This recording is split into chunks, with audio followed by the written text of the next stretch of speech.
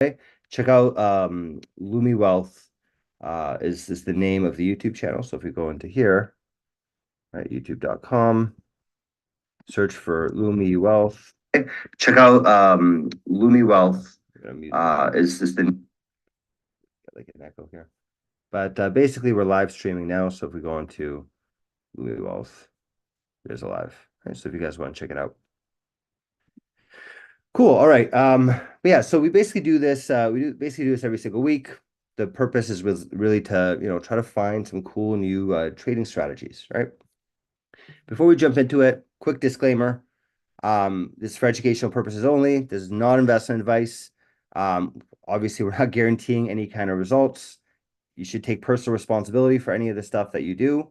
And conduct your own research, right? Make sure that, if you're going to do anything from this, connect your own research and go through it in your own way, right?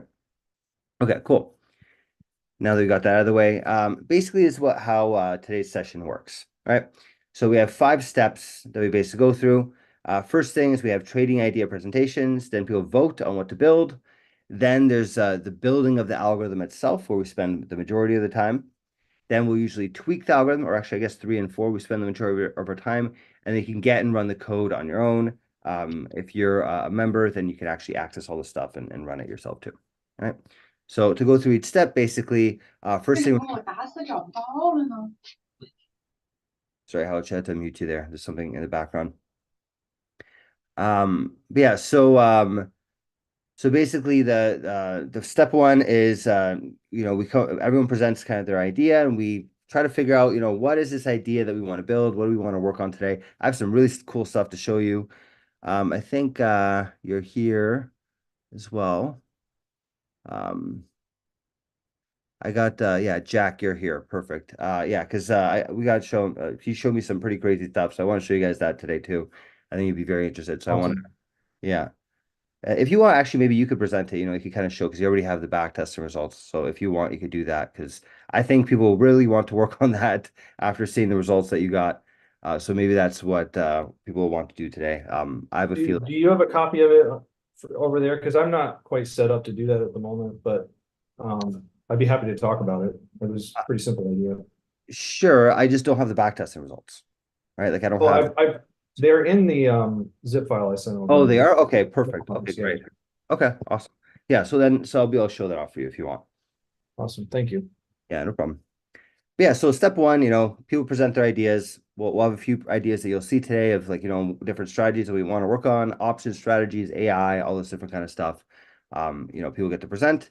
Then step 2, people take a vote, right? So after that, we'll put out a vote. You guys will get a chance to vote on what you want to work on for today. Then we're actually going to build whatever it is that you guys voted on. I'm the one that's going to be actually writing the code. All right, so you guys can chime in and say, whatever you want to see. And then we'll tweak, as with any time that we build something out, we also want to try out, what if we try this and what if we try that? There's lots of ways to tweak a lot of these algorithms. And then you guys can get and run the code afterwards, right? If you're part of one of our plans. So speaking of which, what is this? Okay. Speaking of which, if you want to get the actual recordings to this, if you want to get the actual code that we're doing in here, you can either join our Pro plan or our All Access plan.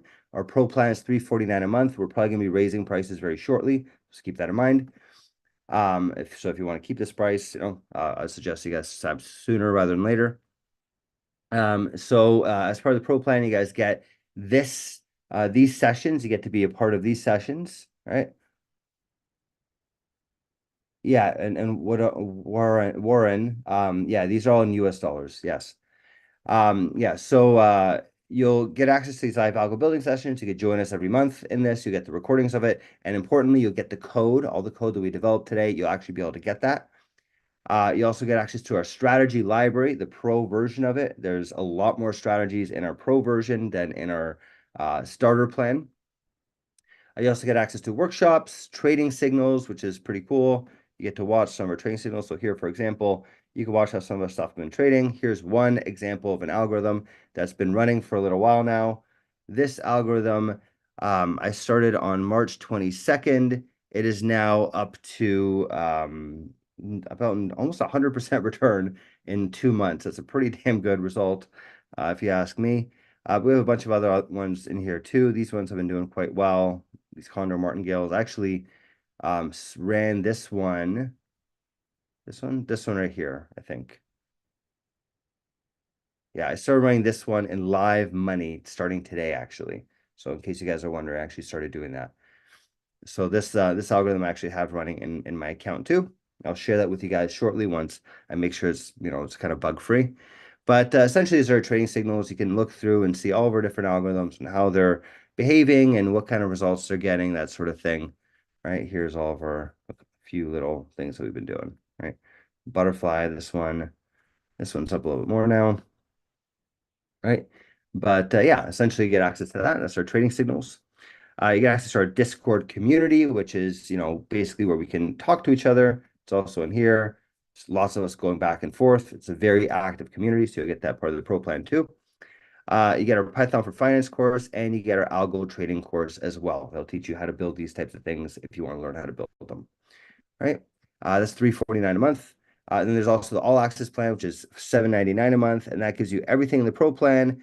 Plus, you get all of our course recordings where we have a lot more courses. We have an options trading course, we have a blockchain course, we have all these different things.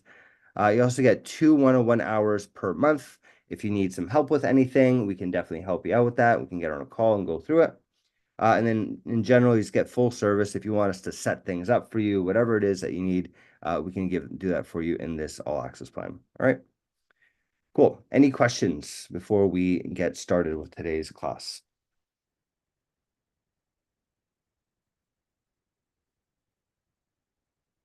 Okay, awesome. All right. So a couple things. Quick updates.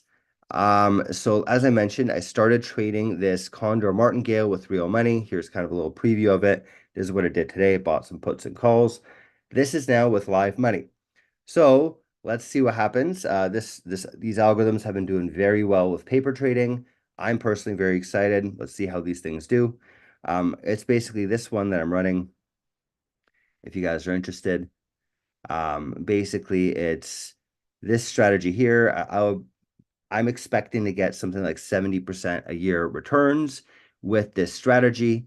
It's quite stable. It has been quite stable with our back testing results. It's been doing very well in our paper trading as well. So I actually feel pretty confident that I'll be able to get something like this in running this strategy. So I'm very excited personally, and we'll see how that works out.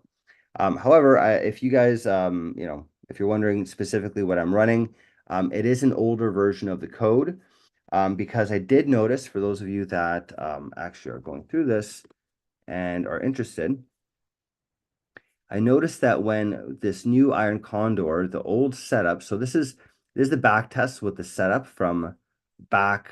This is this commit message. Go back here. It was back in like May 2nd. May 2nd, or is it? It was back over here, right? This is essentially the code that I'm running, right? Somewhere around here. These log messages around May 1, right? I basically took this code from here and I ran this specific code with this specific setup, right? And I also turned off the sentiment analysis because I didn't want to spend extra money on those computers. So that's specifically what I'm actually running, right? Now, okay, cool. So we got that. That's basically what's going, and you guys can watch basically what happens to me, and see how this thing actually fares.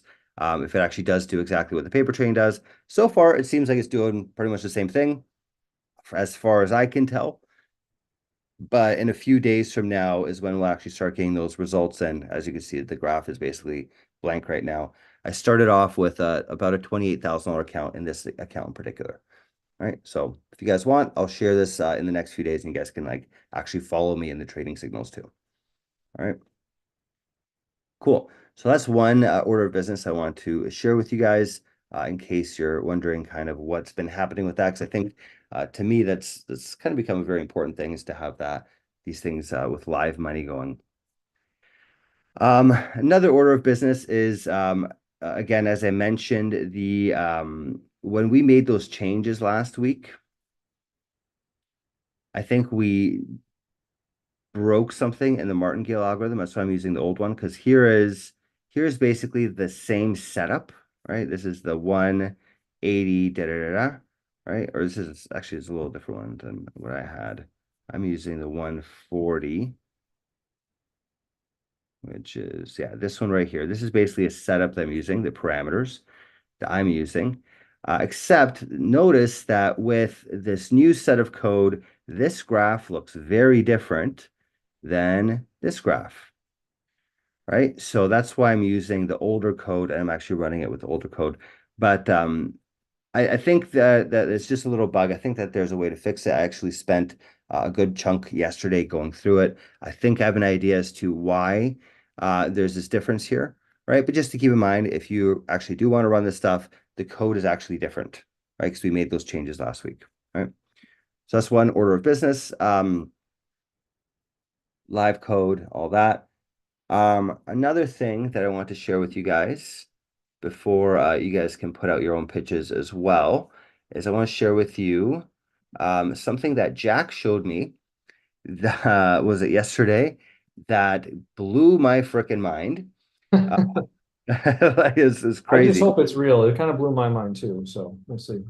I wouldn't doubt if it was real. Like I actually think there's a very good possibility that's real, but we can go through that today. So let me open this up here. Where is that? Options, butterfly condor. There it is. Logs. Air sheet. Okay. It's if you go in the logs, I have like all of my different backlogs. So Oh, the 9 was the best one, I think. okay. Okay. So let's see. Trade. Hershey. There it is. Okay. And then let me bring over this window.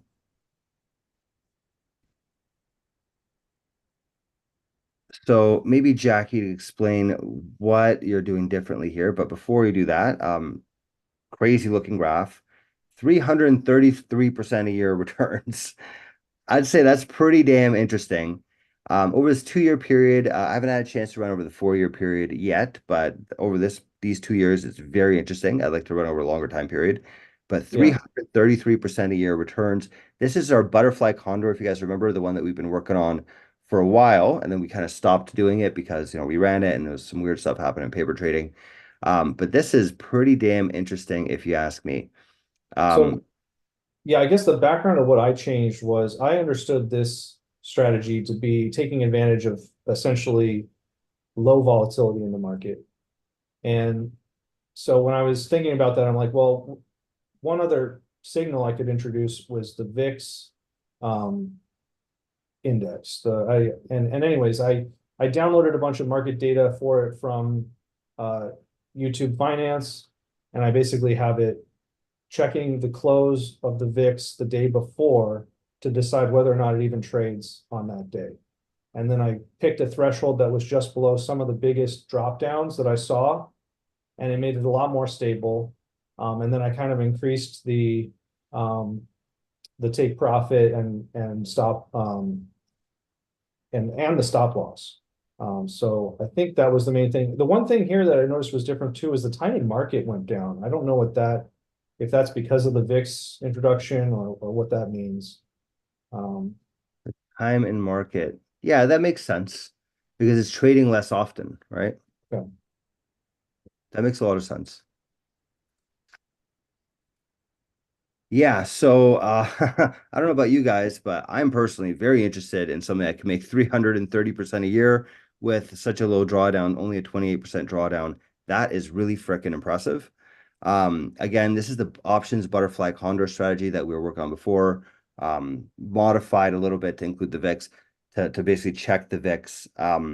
Makes a lot of sense, by the way, because Nathan says I prefer 1,000%, but I suppose 333 is acceptable. Yeah, I'd say 333 is extremely acceptable. I prefer 1,000,000%, but right.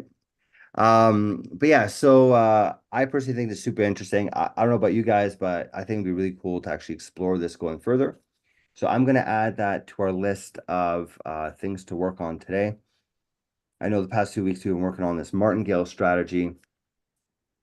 I think with returns like this definitely has definitely want to look further into this. So I'm gonna, as usual, I'm gonna start putting together our poll here of what you guys want to work on today. All right, so what do you want to work on today?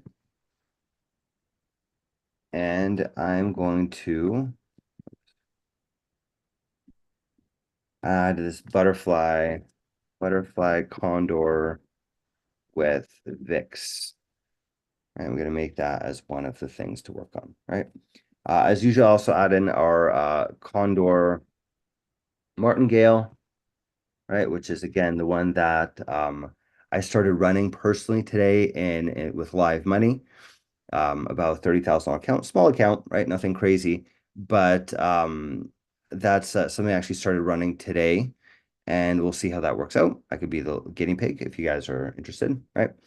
And then if we were to focus on the condor martingale, I showed you that there is that little bug I think that was introduced from last week. I think that'd be a very interesting thing to go down, right? So those are my two pitches for today. Anyone else have anything that they want to work on?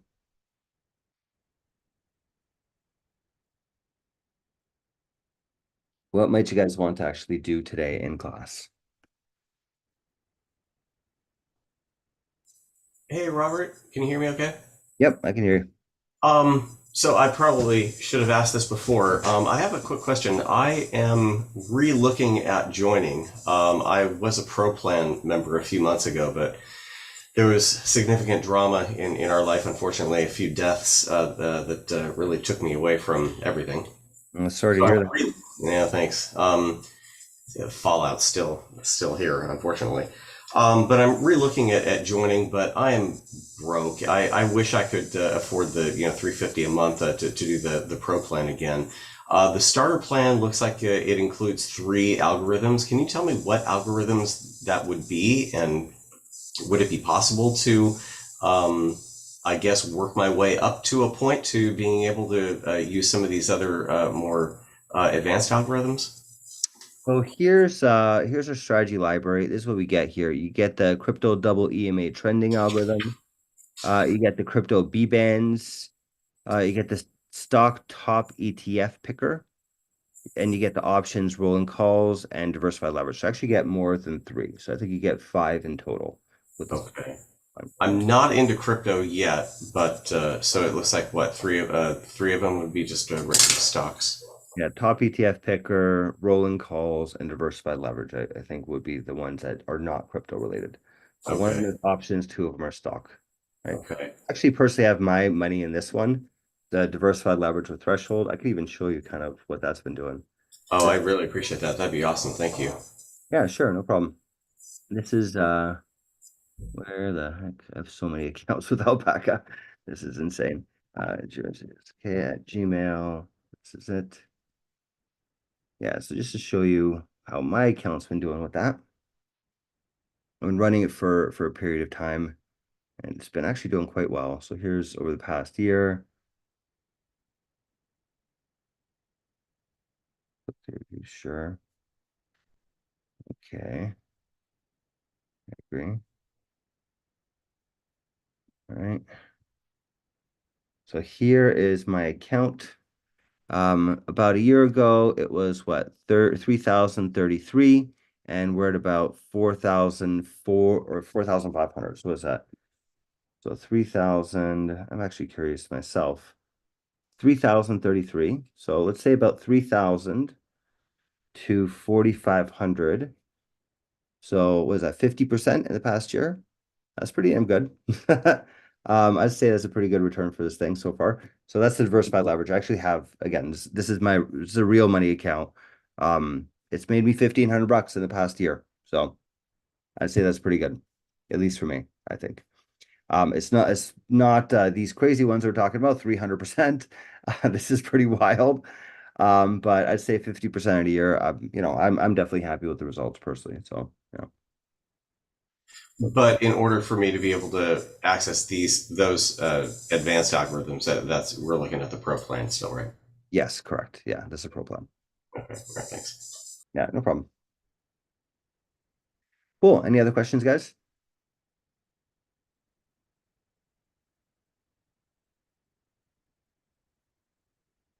Okay, awesome.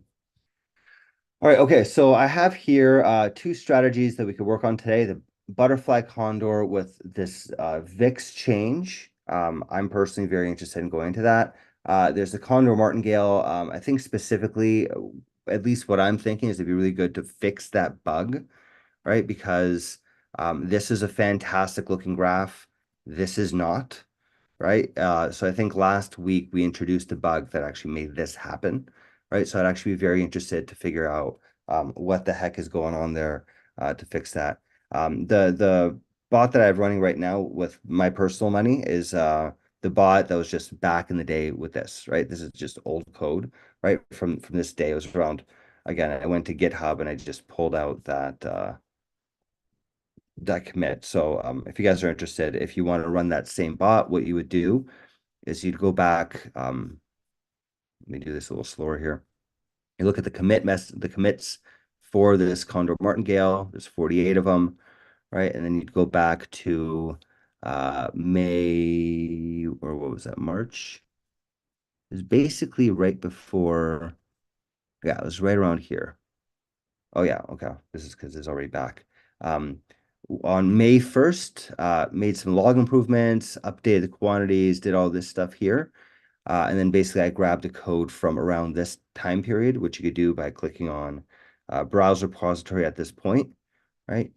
And then here's all the files, and you could actually take, you could still launch it as you did before with the run or replit, but you'd have to replace the main.py and the Finbert, I actually think it's good to keep as it is. Actually, I think just replacing this, I think just replacing main.py alone will actually bring it back to this point in time. So you could launch it to replit as normal, but then just use the old main.py. That's basically what I did. All right. Cool. Awesome.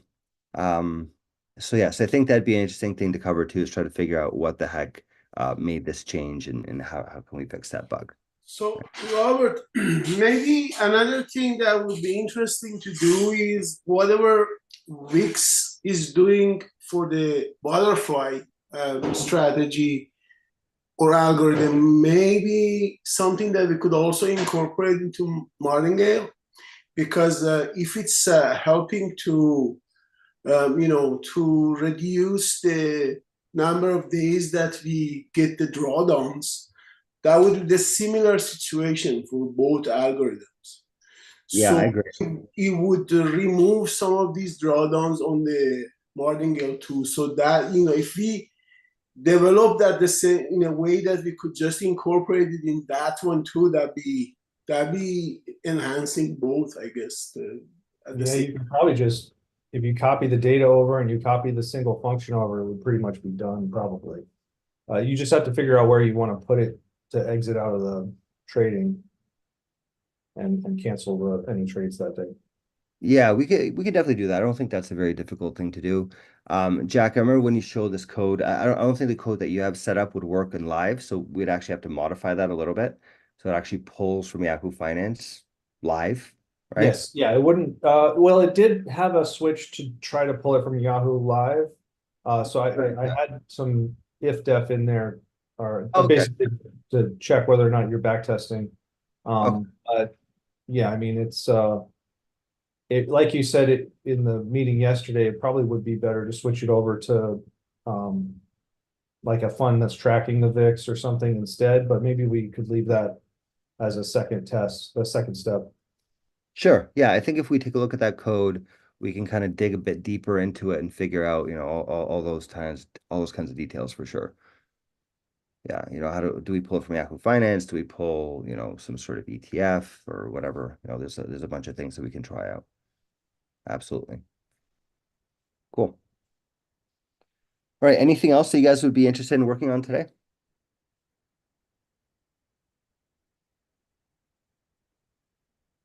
We have two strategies up there, a butterfly condor, which is this one right here, the 300% a year back test. And then we have the this one, try to bug fix it, and then also potentially adding in that VIX as well, right? That VIX improvement from the butterfly. I guess one thought is whether I'd probably be interested to see. I signed up, funded a iBroker account, Interactive Brokers, last week because the limitations on Alpaca. I started doing that Alpaca integration, and then it turns out that, especially with the data limitation, it's not all that exciting anymore. So yeah, if any one of these options schemes would work on strategies, would work on interactive brokers, that would I think that would be interesting. Okay. Well, why are you thinking interactive brokers as opposed to tradier? Because I want to move up the upwards in terms of data quality and volume and pricing and fulfillment if I'm trading from Alpaca, because Alpaca is good, kind of pretty good all around in the middle of all that. But yeah, if I'm going to have another broker, I want the really good one. Okay. As opposed to tradier, right? As opposed to tradier. Yeah, that's how I want. You said it, not me. Well, I do think Tradier is a very good broker. I actually don't think very negatively of them at all.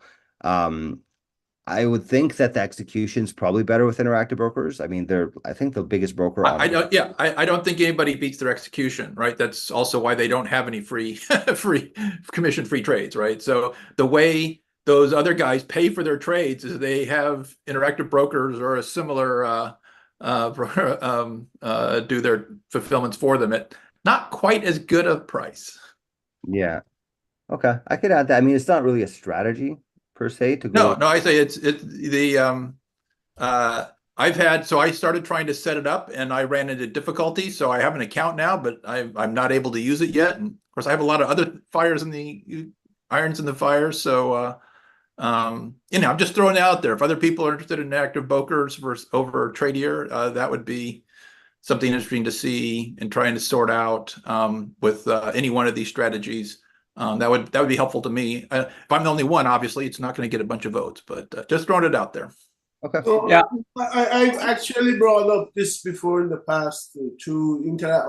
I'm definitely interested because the slippage is a lot lower. I just feel a lot more comfortable with interactive brokers. Also, I've been using them for years, and their execution is excellent. Their interface is not as good, but I just in terms of actually, I can see that things execute a lot. Comparing to Tradier, it just slippage is a lot lower. So Yeah. especially for these things that we do real time and we want fast and want to get quick deals and things like that with the algorithms.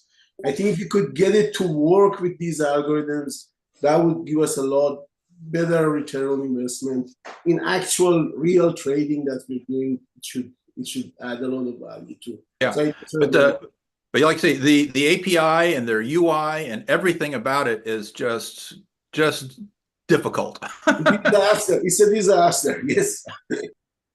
So the thing is, I don't even know what actually works and what's supposed to work with LumiBot and which of these things can it actually do. Which is also the other thing, and reason to do it is to find out what are things that we would need to address and what are things we need to add to LumiBot if there's anything missing in order to support these strategies. Okay. Yeah, so I guess a couple things just to clarify right now with interactive brokers. First of all, did you go through this whole configuration with it? You downloaded TWS, you made these modifications? Well, I'm just running Gateway, so I don't need the UI. So. Well, I would still think that you need to make some modifications to it. I haven't personally tried it with Gateway. I think if you're gonna do it with Gateway, you should that's probably the better way to do it, to put it in the cloud, right? I think that makes sense.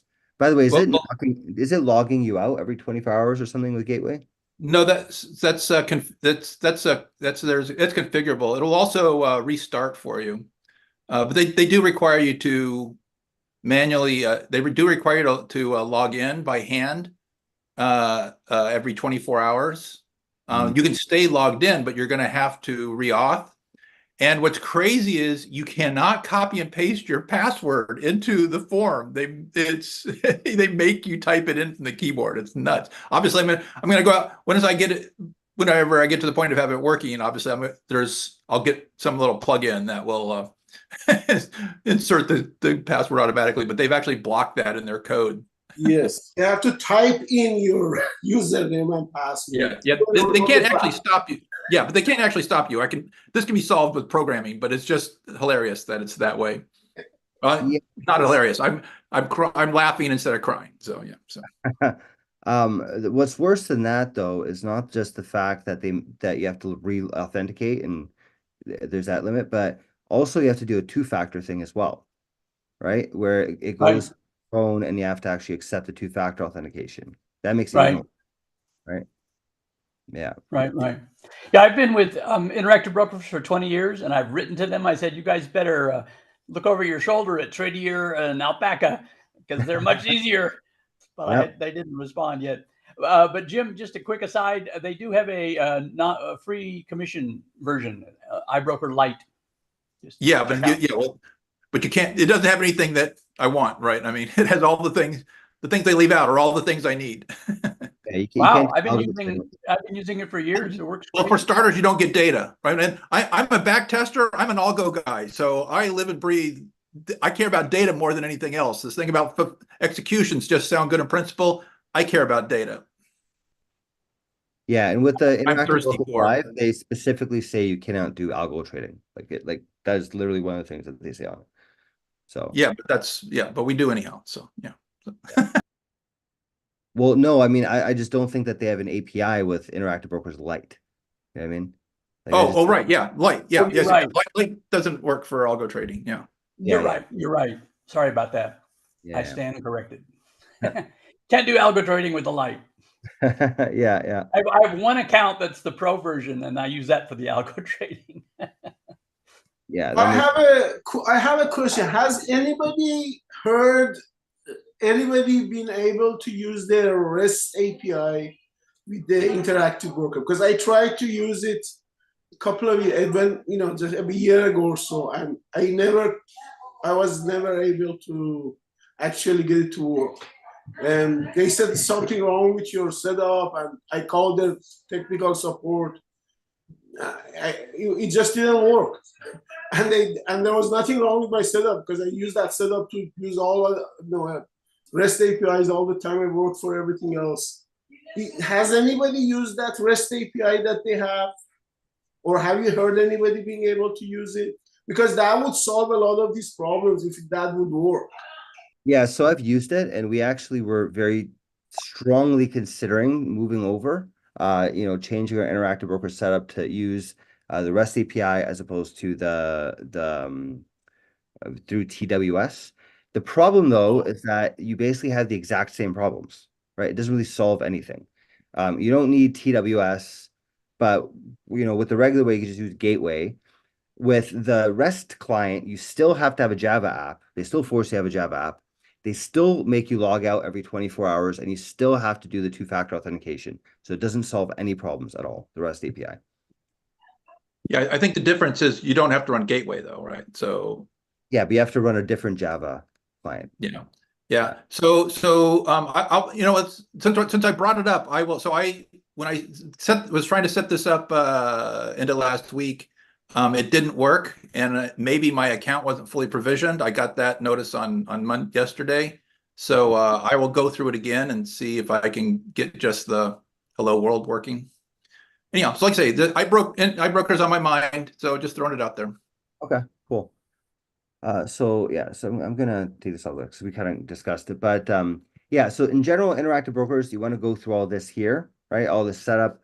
If gateway isn't working, I would try with TWS first, just because I could tell you for sure that works and there's no issues with it. And I don't know if there maybe there's some sort of setup that needs to happen in gateway that I don't know of.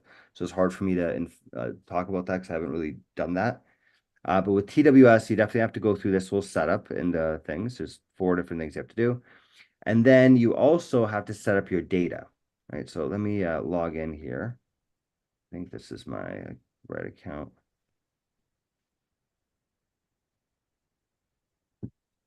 authorize.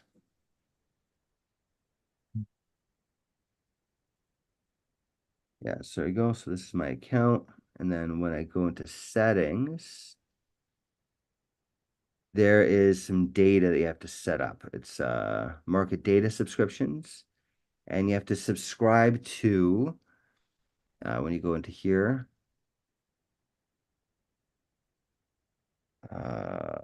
Yeah, when you go bundles, I'll usually choose US equity, this one. US securities and futures snapshot, I believe you need. And then I think that's it. I think for options, that's it. Right? You have to just choose those two. Right? And futures are a different thing. And this is CBOE. Maybe you need this one. I'm not sure. Right? It's $1 a month or whatever, anyways, right? But make sure you get those subscriptions, and you have to like actually go through and continue and sign that document. And it takes 24 hours before it gets set up. So if you do it now, it probably won't work right away. You'll have to wait until tomorrow. Right? Oh, actually, and we don't want to get into the weeds here. I remember now the one of the, like I say, there's issues with LumiBot. So even when you are getting just stock price data, there's a function in the interactive brokers where it does create contract, and it defaults into primary exchange island. No matter what you say for exchange, it always sticks in island, even though you're just doing stocks. And if you just have stocks and you're not option approved, which my account currently is not, then it fails because I don't have island, and I can't get it because I am not currently options approved. So so I went in and so I had to go in and change the code so that it does not stick island into every call. I think smart was supposed to be the default. I think Yeah. that's smart. No, but it's not. It's not. It's island, and you cannot overwrite it. That's what I'm saying. If you get the data, when it goes through, does create contract through interactive broker pi, it sets primary exchange to island no matter, and there's no way to overwrite it other than editing the code, which is what I did.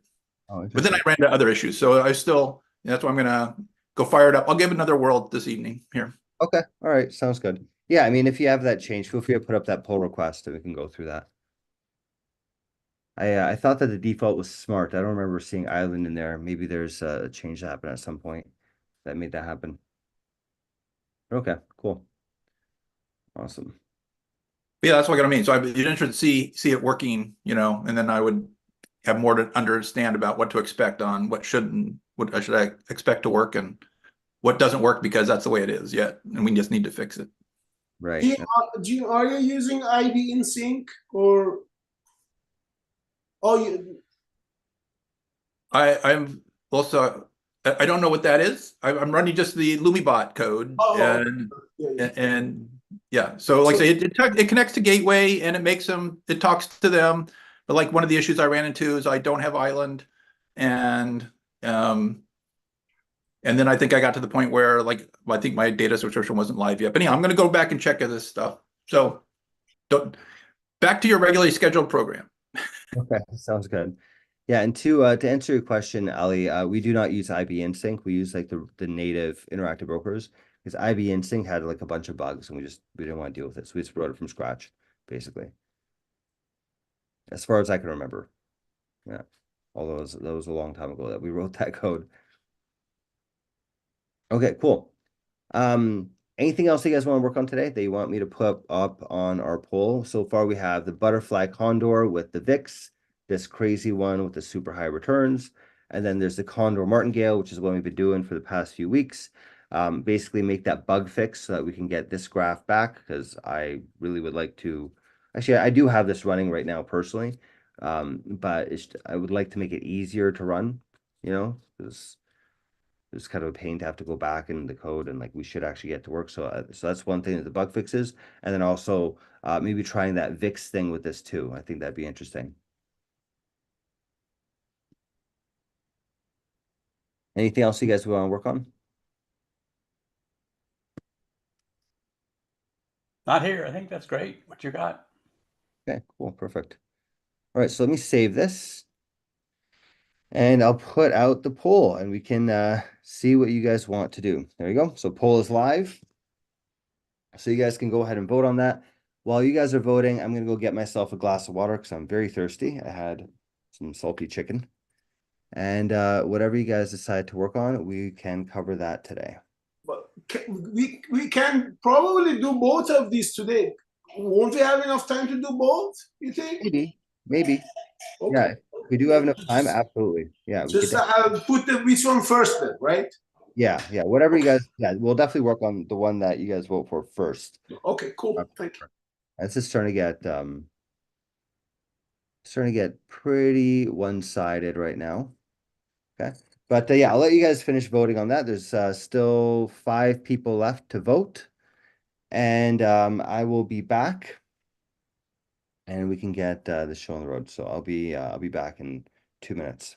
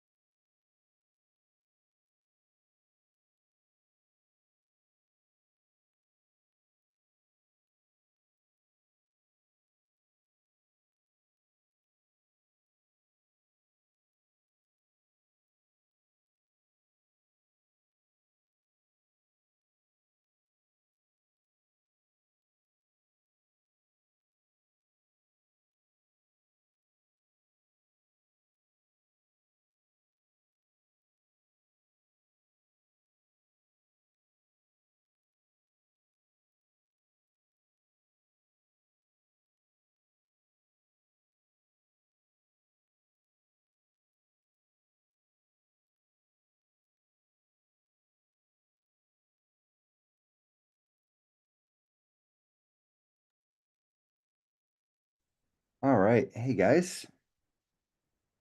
So welcome back.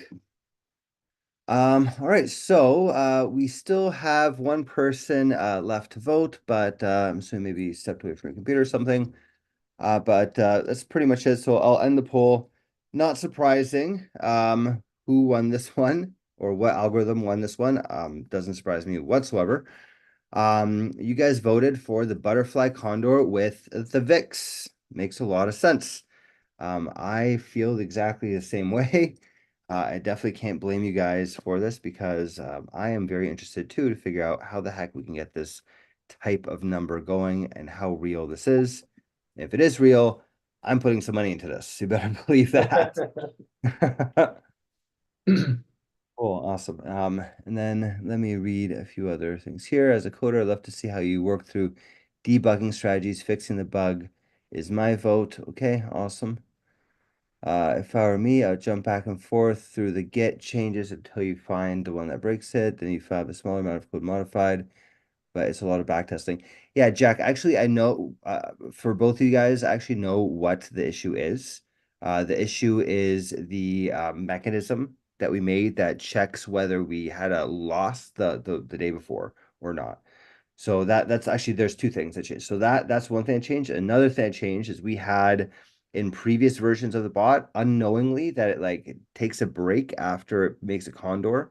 So if I made one on Monday, it's not going to do it on Tuesday, right? It like automatically takes a break. So that's the other thing. So between those two things, I think is the majority of the difference.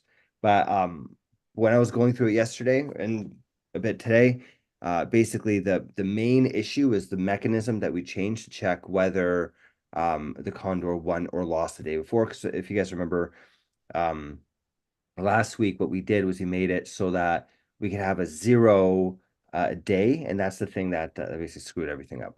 Right. And Nathan says, I've successfully implemented the Coinbase REST API with Python. That sounds great, Nathan. It's also built into LumiBot directly, the Coinbase REST API. So that way you can have back testing and all that kind of stuff too. I think directly coding these APIs is not really that necessary. So we have a lot of wrappers around them. Okay, cool. All right, so let's get this show on the road. I am definitely very interested in seeing what is going on here. So let me pull up this code here. I'm going to open up a window. Like a million windows open. Let's make another one, I guess. This is what bot strategies. Okay, I'm going to use this one here. I'm going to open up this folder.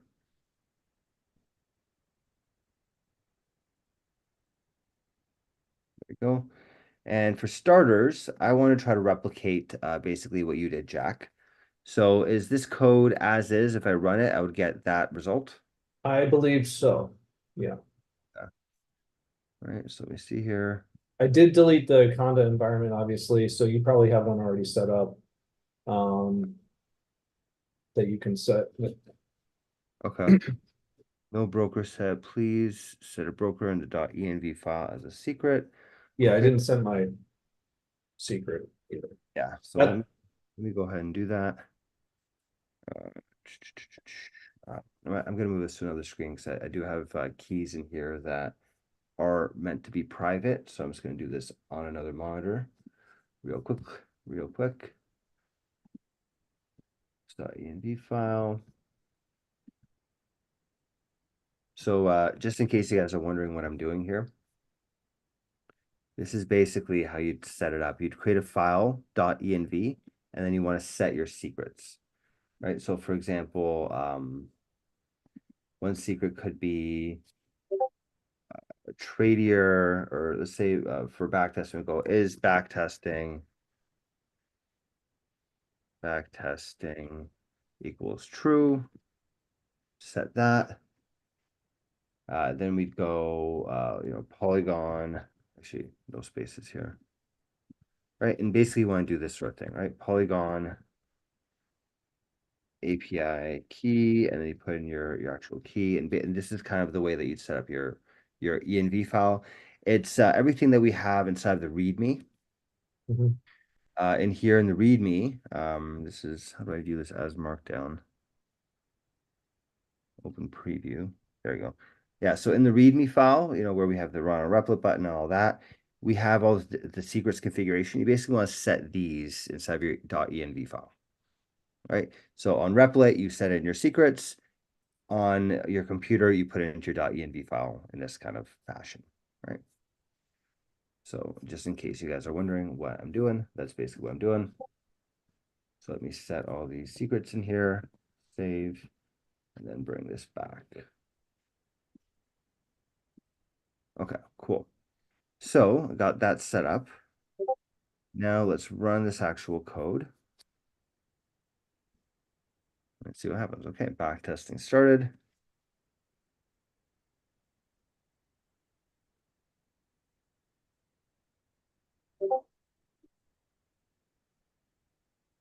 Yeah.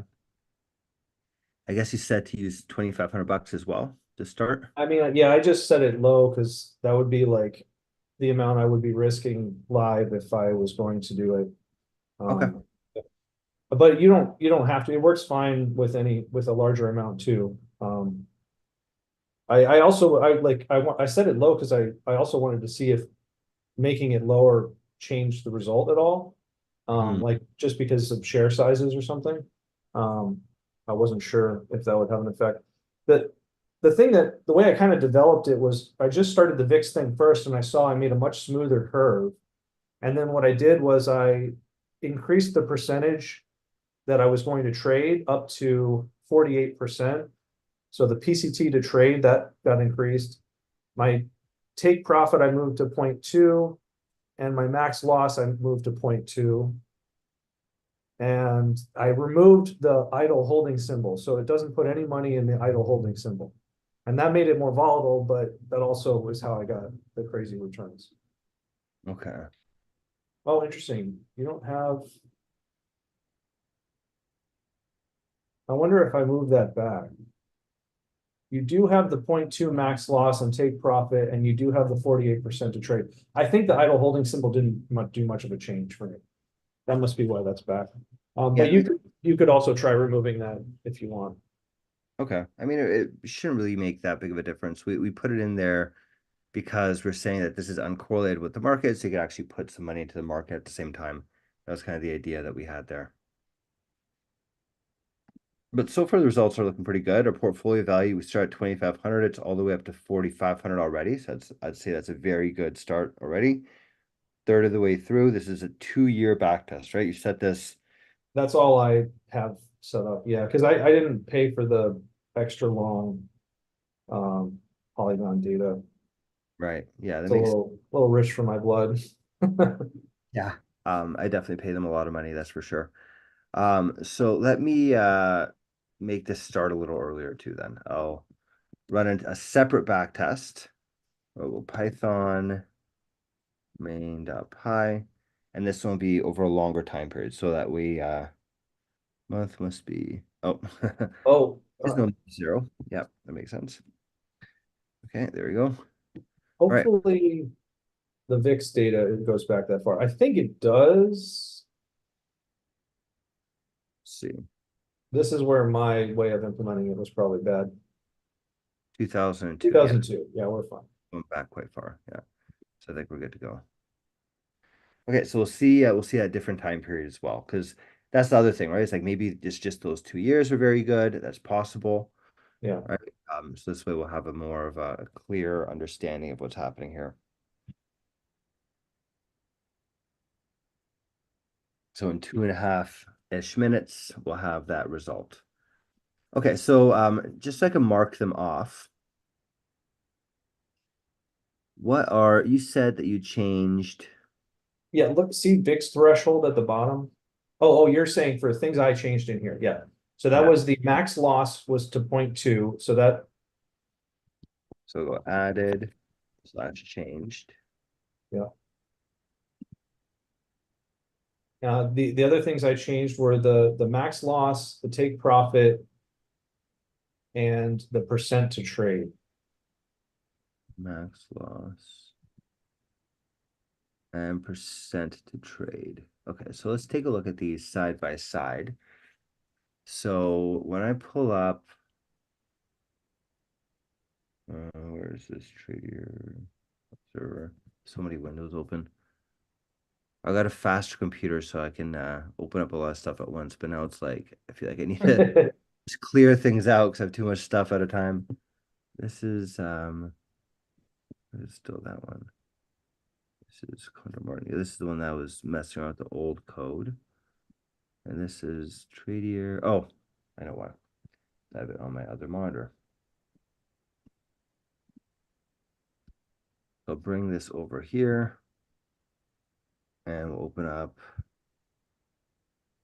the butterfly condor main.py. And let's take a look at the parameters. So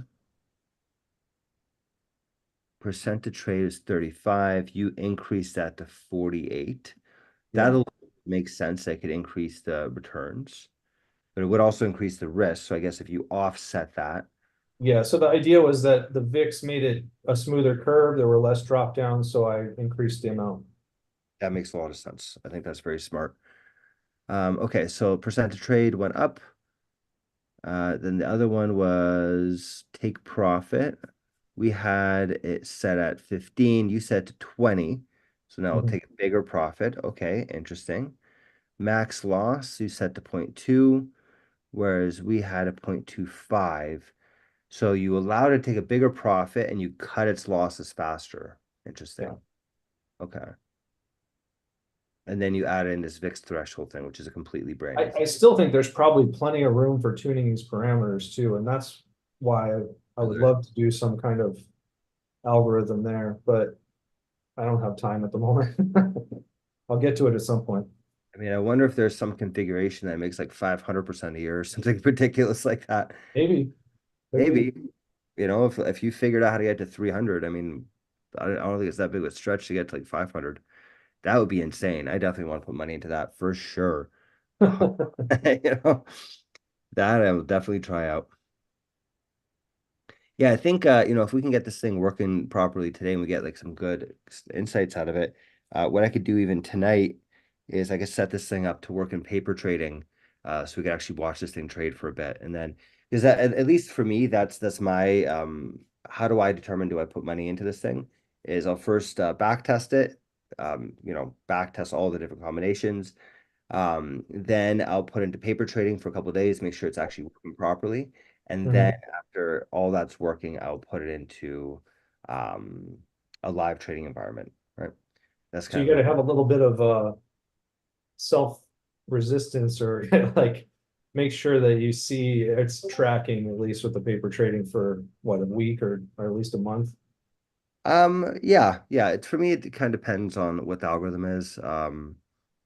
These new ones I was comfortable with a couple days.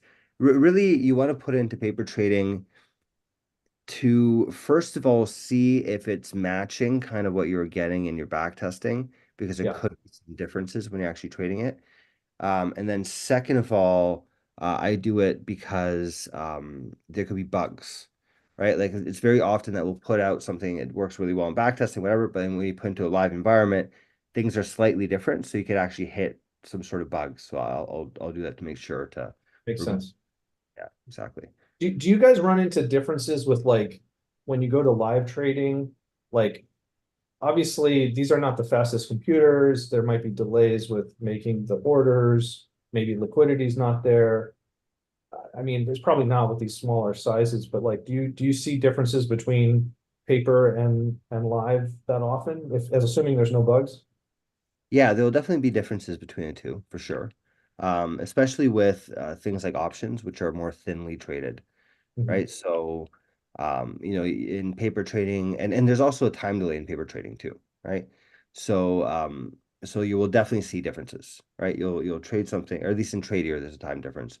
So you'll trade something, you would expect to get filled at one price. It's very possible to get filled at another. So, there definitely is that thing to watch out for.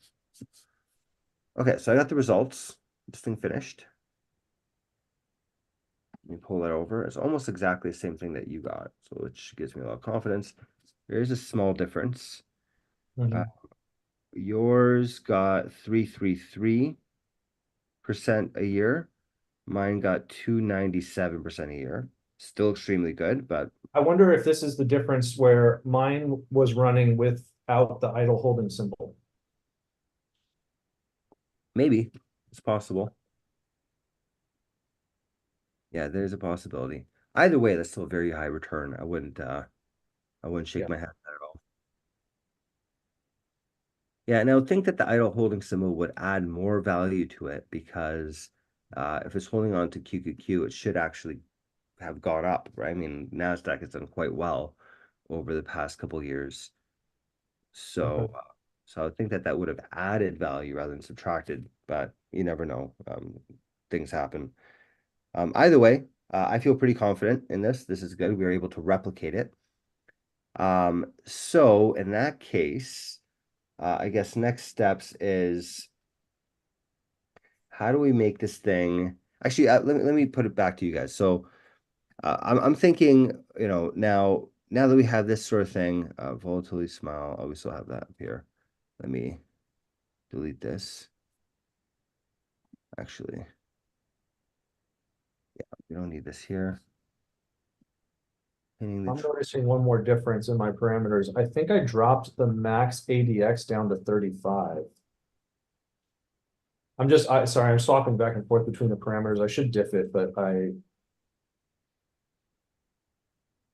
Yeah, I see it's still at 35 here. okay, that's interesting. Actually, no, it was originally 40. So you drop that to 35. Okay. All right. So and then let's see what else here. SPY, QQQ, Are 25. are those parameters being shown on the tear sheet? They Yeah, will be, yeah. yeah. Because I know you got to like stick that in the right place in the back test method to get them to show up. Yeah, there they are. Cool. Yeah, they get put at the bottom by default. Let's see. So if we flip back and forth, this looks like, oh, yeah. Yeah, you set the idle holding symbol to none, Mhm. sent to 0. So that's one difference. So 0 and none. Okay. It's a good point, Jim. Okay, and then everything else so So I far. get, would that mean that it's like, while it's in that symbol, it's losing value enough at times when it would have made value in the algorithm, Yeah, maybe? that's very possible that there's something like that happen. There's weird interactions that happened when you do this, right? Because the idle holding symbol, it's meant to be like, okay, with any cash you have left over, hold on to this one symbol, right? And it's the idea is that the NASDAQ does very well overall. This thing does very well overall when you add the two together, and they're uncorrelated to each other. So Mhm. in theory, they should help each other, but there could be something that's making it worse. So the only thing that I'm seeing that's different here is that, right? Yeah. And let me check the time periods as well. So that's another thing. It's June 1st, and you have June 4th. So I that's wouldn't expect a huge difference from that, but you'd be surprised. Like if you have an algorithm like this that's shooting up like 10% a day or something, like that one day can make quite a large difference. okay. Or maybe that first day was like a down day, right? Yeah, that makes sense. And then you end up starting with less and then it takes longer. Yeah. Yeah. Yeah, exactly. So those are kind of two differences I see here. So Yeah, and actually the difference between those percentages is not very big for that much compounding, So it's if you look at the difference for that many time of compounding, it could be just that QQQ that made the difference. Okay. Yeah, I mean, US FR would be probably a better place to hide because you always go up on that a little bit at least if you want to hide it somewhere instead of yeah, QQQ. yeah, USFR is quite stable, but it's also such a low return. I mean, A lot of times brokers will give you anyways, just for idle cash. Not Tradia, but Tradia doesn't give you anything. But Interactive Broker, yeah. Yeah, they like I know that. I know Fidelity gives me money for like idle cash as well. Okay, cool. So well, that's the difference here. Let me rerun this now and check the dates actually as well as the other one. The date. Um,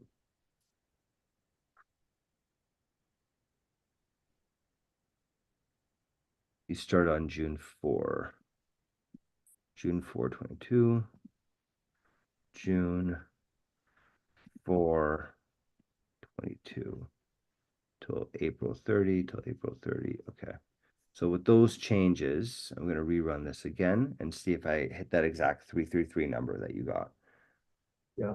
I'm super interested to hear about the longer back test. That's going to be very interesting. So far it's up to 14,000, which is, That seems low, wouldn't it? yeah, it does seem low. So maybe there's some big hits in there. Yeah. Maybe you got hit at some point in time, which wouldn't surprise me because it went over COVID. You know what I mean? Oh, That's definitely one big hit. And then there's another big hit that happens in 22. And if you're doing from June 22, then you're missing it too. I think it was April of 22 that was a big hit. That's when Powell went on the air and said we need to raise interest rates, basically. okay. Right? Those are two very big hits that your back test was missing. Right? But this is still extremely good. I mean, like to go from 2,500 all the way up to 25,000 over this time period. This is still extremely good returns. Awesome.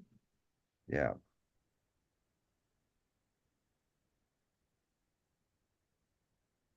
Okay, so we'll have that result in about 3 minutes, so we can wait for that to happen.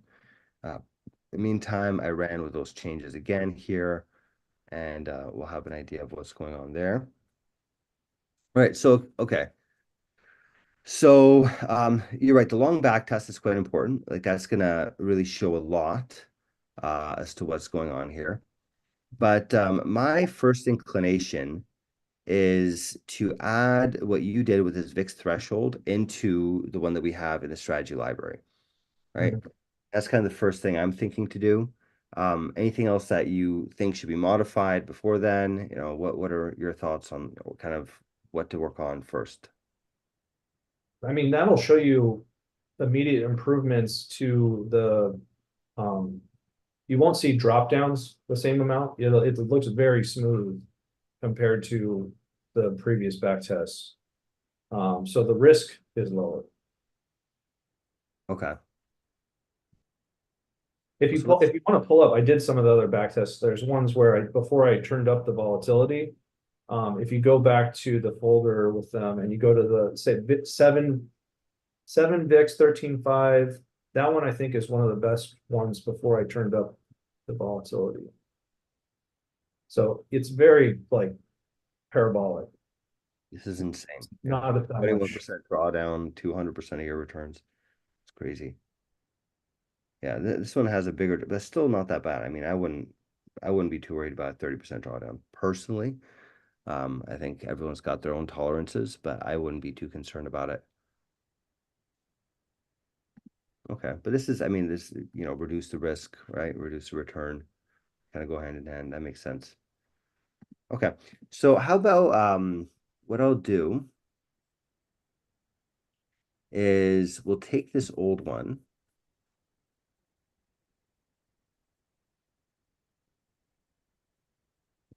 Keep getting mixed up between these two. Okay, so this is many windows open. Thought I put this in the middle. Okay, so here's yours, and then here's the existing one, right? Mhm. So, yeah, like I said, the first thing that I would do is I would add in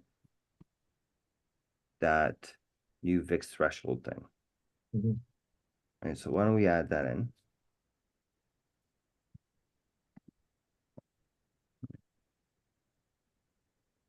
threshold value. Let's actually make this the threshold for the VIX the day before.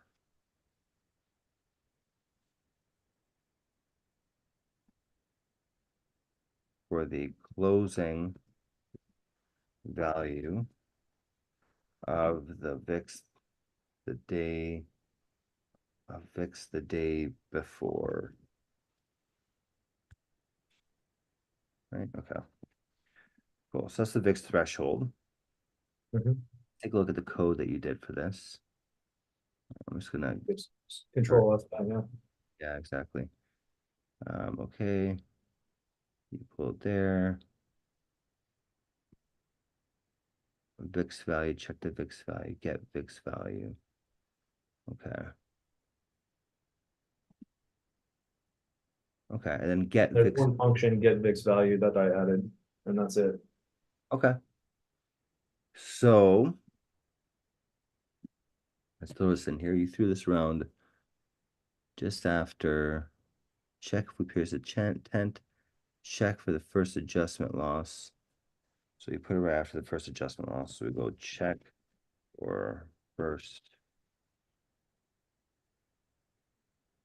adjustment loss. You put it right after this.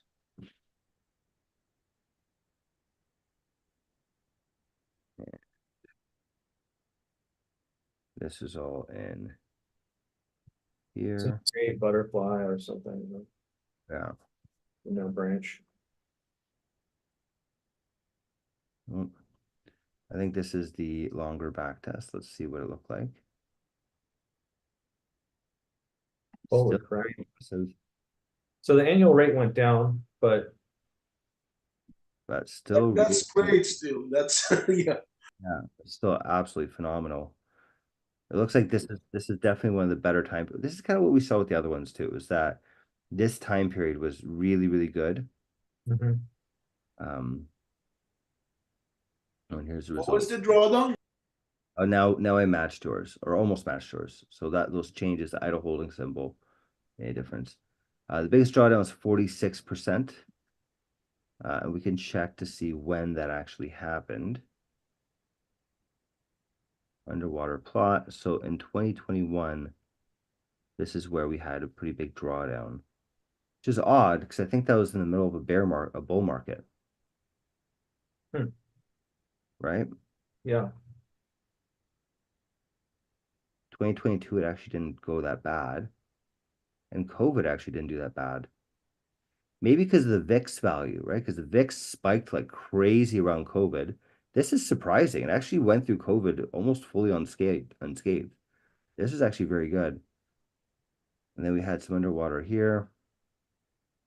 I would really like to understand why, yeah, there was that drawdown between 2021, 2022. Yeah. Yeah, I'd be Seems interested. like that might be something else you could check for. But I mean, again, there's going to be something in the future you haven't checked for. And Right. Yeah, but maybe it's still something that kind of you can put, this is like a general statement around it, like whatever the VIX is doing this or whatever, right? Okay. Interesting. Still overall very, very good. 132% a year. I don't know, but I would definitely take that. That to me sounds fantastic.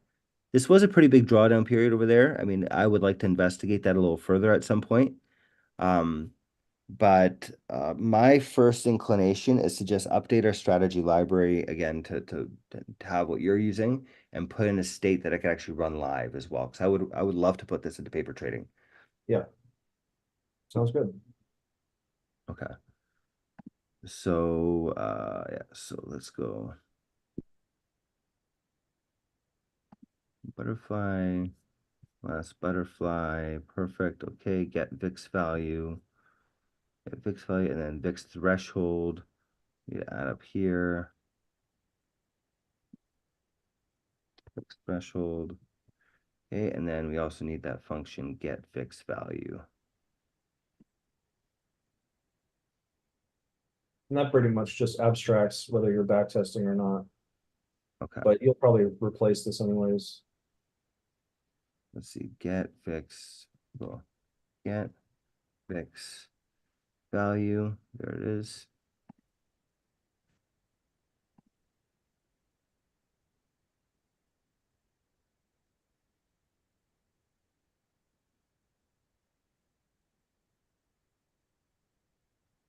Put it right at the very bottom. Just to kind of keep it similar. Okay, and current date, you're actually not using current date. That was I didn't remove that. I refactored and I forgot to remove that. I would pull this out. I think it makes more sense as a dependency, you know? Right? Because you put in a date, get fixed value at this date. I think that makes more sense, no? Sure. Yeah.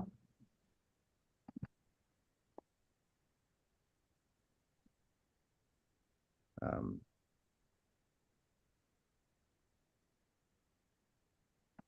So that would be like the day before. Probably previous date's a bad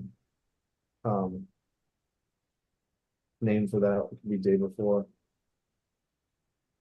right. I was thinking about what to name this variable, right? Current date, because it's not really, actually, I guess current date works fine. Current date. Even just have it be date, because it's whatever you're asking the VIX for. Right.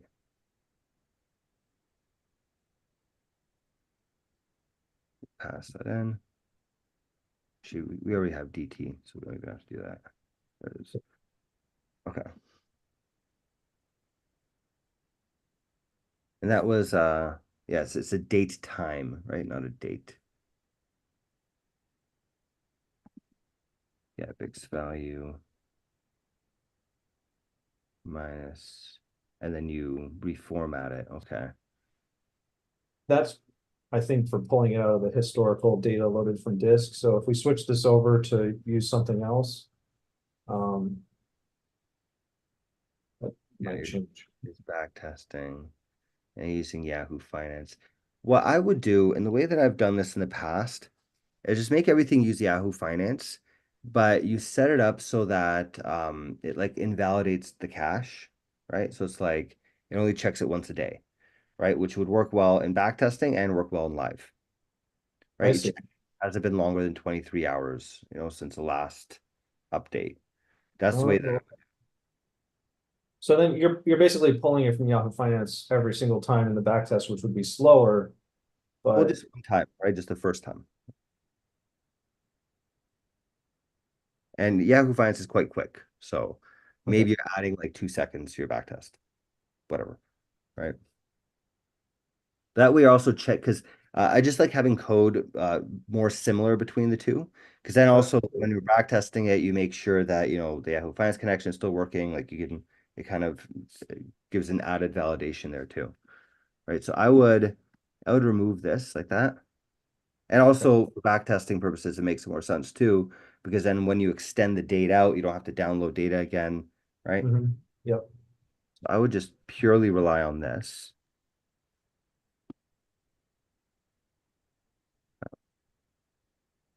Let me put everything in try catch. Okay. Safe value. That's smart. I like this actually. Um, or would you want to return like a very large number? So it just like stops trading. Depends. Yeah, I guess if you can't get the VIX value, you decide you either want to not trade or trade. Yeah. I kind of was like, well, I had the default value be do whatever it did before. But that's probably safer. Yeah, I think so. If for whatever reason you're not getting the VIX, it's just not, it'll just turn off trading. Yeah. Right. Yeah. Okay. And I'd also go like this. I'd go broadcast equals true, which if you hook up a Discord to this, it will actually send it to your Discord. So you'll get this, right? Nice. Slick interface. Yeah. Here. So very clear. Okay, and then Yahoo Finance. So we'll import Yahoo Finance. So import Y finance as YF.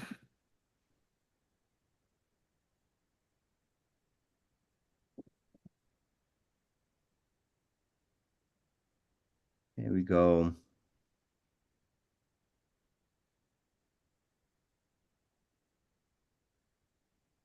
Okay, so what I would do is I'd go, Well, where do you specify the date? I'm not super familiar with this. I'd have to look it up again. yeah, yeah, the date we'd have to actually look for it in here, right? So we'd have to actually find that date, right? Um, Well, would but if so say in theory you're back testing this, right? You're back 2 years ago, but you're when you make that call to Yahoo Finance, it's going to get the history for one day from the current day, right? Yeah. So we wouldn't do it like this. We would do it the way that you had it, right? Fix data. And let this.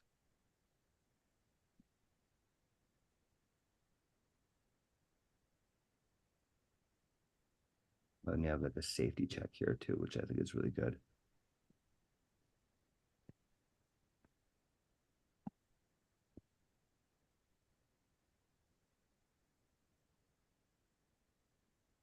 Right, there you go. Historical VIX dot index. So I would also create something called historical VIX. Yeah, Right. I was doing that by I don't know, downloading it. This I'll drop the Yeah, so we can go like that. You can go historical VIX equals that, right? And then we'll set the default of it to none at the beginning. Historical VIX equals none. And then we check if it's none, we download it. And then also if we haven't updated it, actually, we'll make another one called self dot last historical VIX update. Right, that's the way that would do it. Right, check when was the last update. Right, if the last update was less than 24 hours ago, right, then we update it again.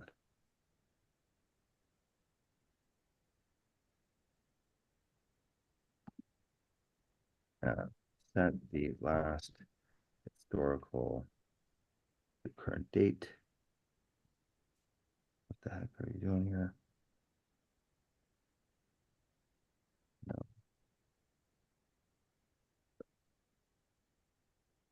last circle fix update was current date. Perfect. We get that. And then we want to have something that's like an if statement saying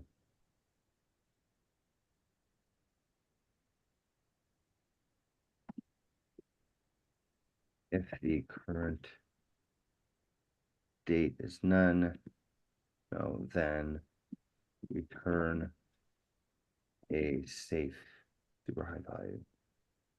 Yeah, exactly. This would just be like the default.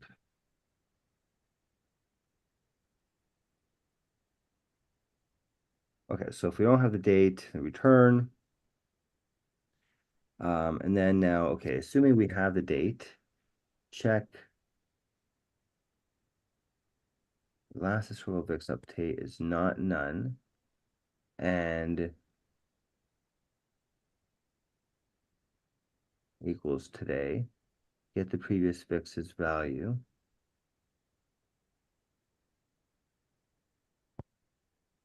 Right, so that's assuming if we already have that. Last historical VIX update date was today. It's fair enough, right? So if it was updated today, we don't need to get it again, right? We could just give the thing here and we're all good to go, right? Current minus da da. Maybe we want to pull this out.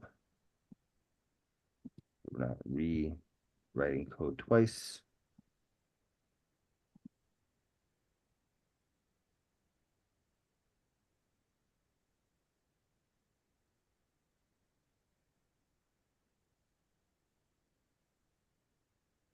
Right, okay, so if it already existed, we return that. Otherwise, we download the data, we say it's now updated with that date, and then we send it. Okay, I think that sounds right to me. So the historical VIX with a period of 1 day, that downloads all of the history of VIX? Yes. Okay, that's what I wasn't following. I thought that was getting 1 day's worth of history. This shows my inexperience with the APIs. But Oh, you know what? Actually, maybe it is 1 day. I think actually you're supposed to go period you could map. throw a breakpoint in and check. But Yeah. Maybe we're supposed to go like that. Period max. Or you just say history. I think that's fine. Okay, so let me run this now. We'll see how this works.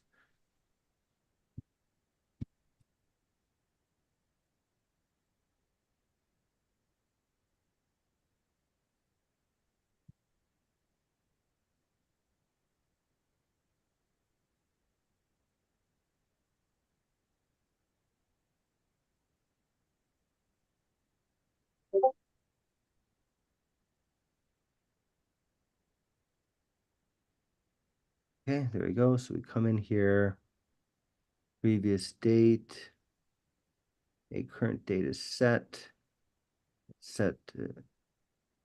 date time, why is it April 1st, 24? Is that where our backtesting is set up to do right now? April 1st, 24, yes it is, okay. Why don't we do the shorter backtest? We just do that time period that you had, right? Sure. Which was, that way it's easier to tell like, what's changing. And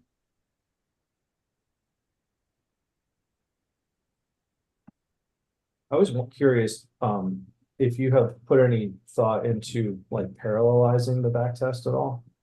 I have, if you look at the Condor Martingale, it runs in using multiprocessing. Oh, nice. So if you take a look at it, it's much faster. The only thing is that it crashes my computer for some reason. I don't know why. Yeah, that's a pretty important one. Yeah. So I mean, yeah, you could definitely pull it from the options Condor Martingale algo. We have it in there. If you could figure out why it crashes your computer, please let me know. Sure. That's very useful to know. Okay, cool. So we have that. Either way, that's not that important right now. Okay, we got historical VIX. So self historical VIX. All right, and it goes back, it doesn't go back that far for some reason. Only gave back 22 rows, so maybe we still have to go period max. Okay.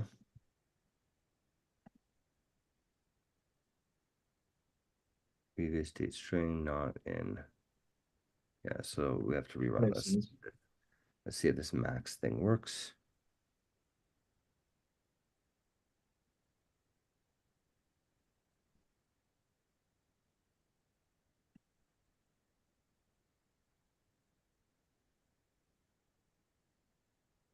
Actually, can you guys hold on 1 second? I'm really thirsty here, so I need to get some water. Right back.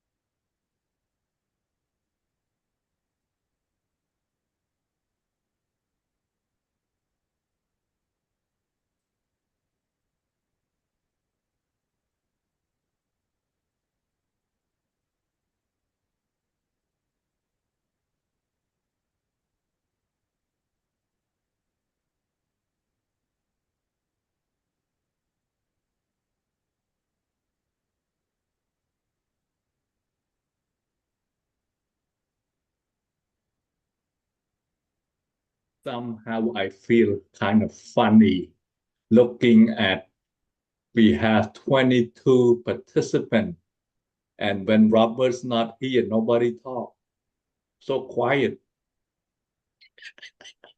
Well, I figure I talk more than my share, so I refrain. But I did notice the dead air.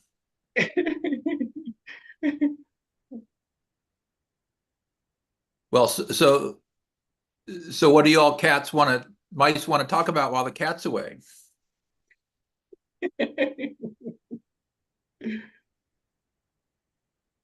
Hey, while I have a chance, I want to say the thank you to the team, to Jim, to everybody.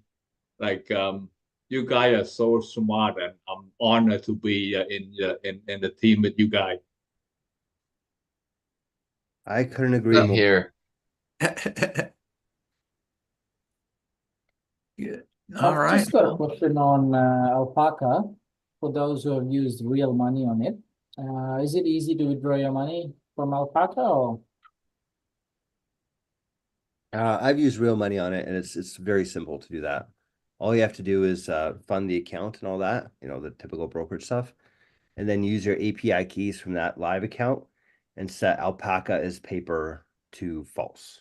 And No, that's I it. mean to withdraw money. Oh, to withdraw money. Yeah. No, I haven't noticed any issues with it. I mean, it's registered in the United States, so it's like it's a legal entity. Why you're worried? Like it's like a crypto broker, they can't get your money out? Is that why? Yeah, especially because I'm based in Australia and I've got like I'm going to be using my sort of company details and I just I've heard like there's issues with some people. It's good to put money in, but when you need money out, it takes a while. Well, all the, credible, especially licensed brokers in the US, they support international wires. And although there was what was the recent case with within the last couple weeks ago, I saw somebody getting all upset with Alpaca because it's on their Slack. You can go see his complaints, or maybe it was also in his also in their support board and in their Slack, and his account had gotten frozen. And then he's demanding hourly responses on his money and stuff like this, but apparently his account had come to the attention of their security department. So obviously no facts there, but to go on. But if you check on Alpaca reviews, I don't think you're going to find a lot of complaints about difficulty on access to funds. Thank you. Yeah, I definitely haven't had any issues with them. I mean, usually US brokers are quite good to deal with.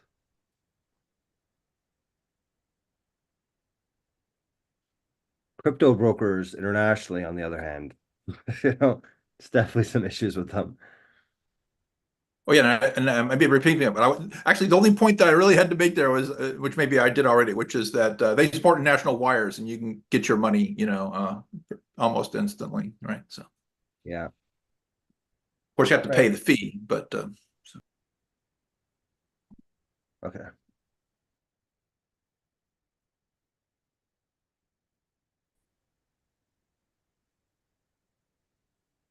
Right, so there's a couple things here that I noticed we need to change, right? So the way that you had it set up, Jack, is you had yours already, the dates were in this format. Yeah.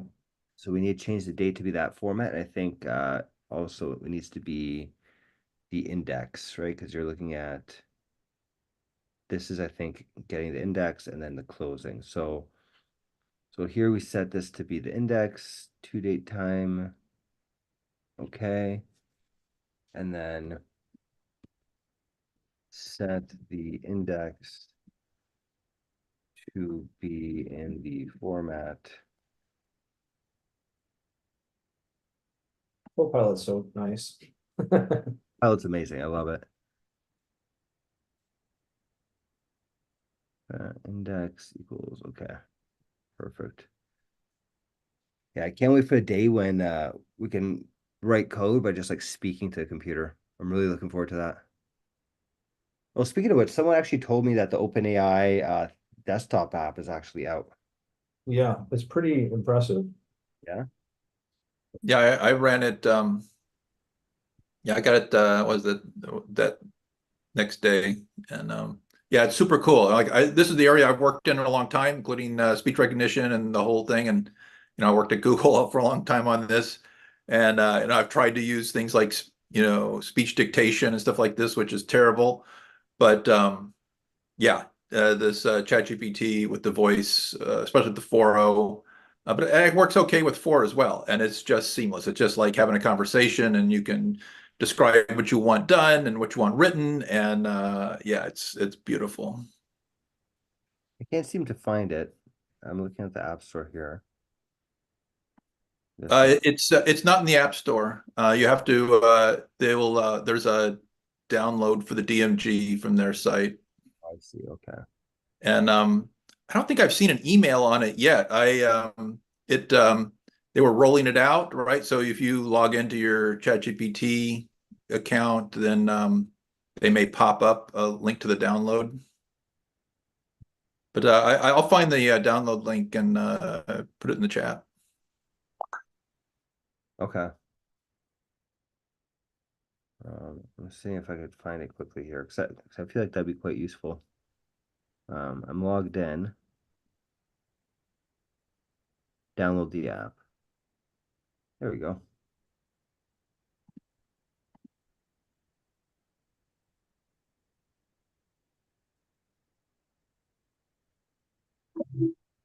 All right, let's check this out. It's exciting. Makes me want to switch back to a Mac. Yeah. Yeah, they don't have it out for Windows yet, but they say it's on the way. What the heck is my email? Yeah, and then there's all the uproar about the Sky voice, which Scarlett says is her, and that is, I thought, the best voice. That's the one I did pick that, and so hopefully they'll have a nice replacement. But I also think she's going to lose the case, so maybe they'll bring it back later. It's kind of hard to prove that it's her voice. You know what I mean? Well, there's a lot of law around this. It's called right of publicity.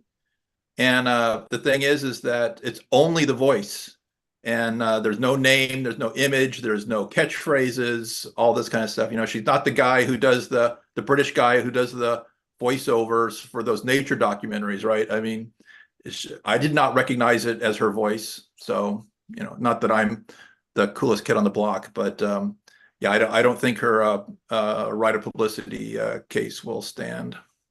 That makes a lot of sense, actually. Yeah, 'cause to me, I didn't think it was the case either. Like I was like, really? But you saw this whole slew of copyright suits from artists and authors claiming that because these models were trained on public data, that they're copyright violations, and that's not how copyright works. And these things have all been litigated thoroughly, especially because of the search engines for Google and all that. And all those cases are going to fail. well, The only thing what copyright protects is in exchange for the creator making their stuff public, you get certain limited rights.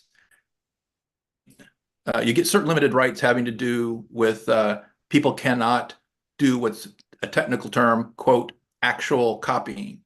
And that's not what so your source data is not only is it not copied into the models, you will generally not find actually copies unless you try hard to generate them in the outputs. Yeah, I agree with you on existing case law. But given what's actually happened, I wouldn't be surprised if they change some of that law.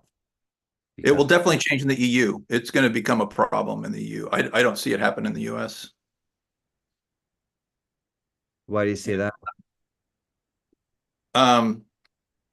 Well, US copyright law is constructed for the benefit of businesses that make a lot of money. And that includes OpenAI. I guess that's And true.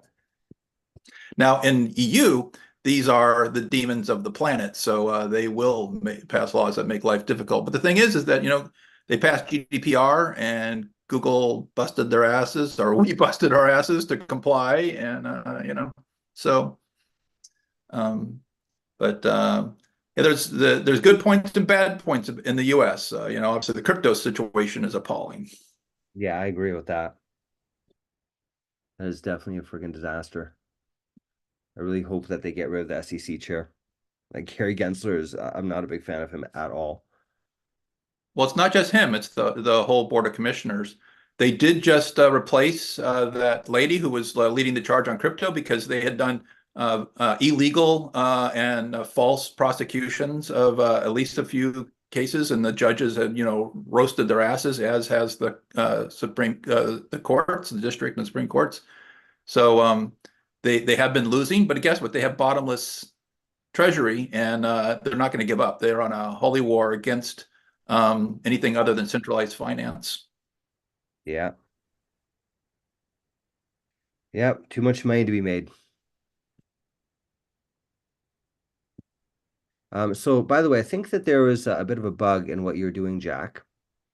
Okay. I don't know if you noticed what was happening here.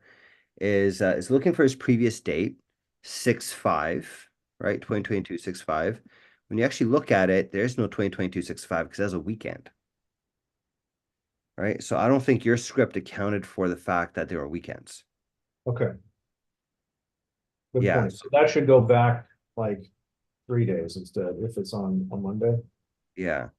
So I mean, in order to match what you had, we kind of have to just return 0 thing here. So always trade Mondays.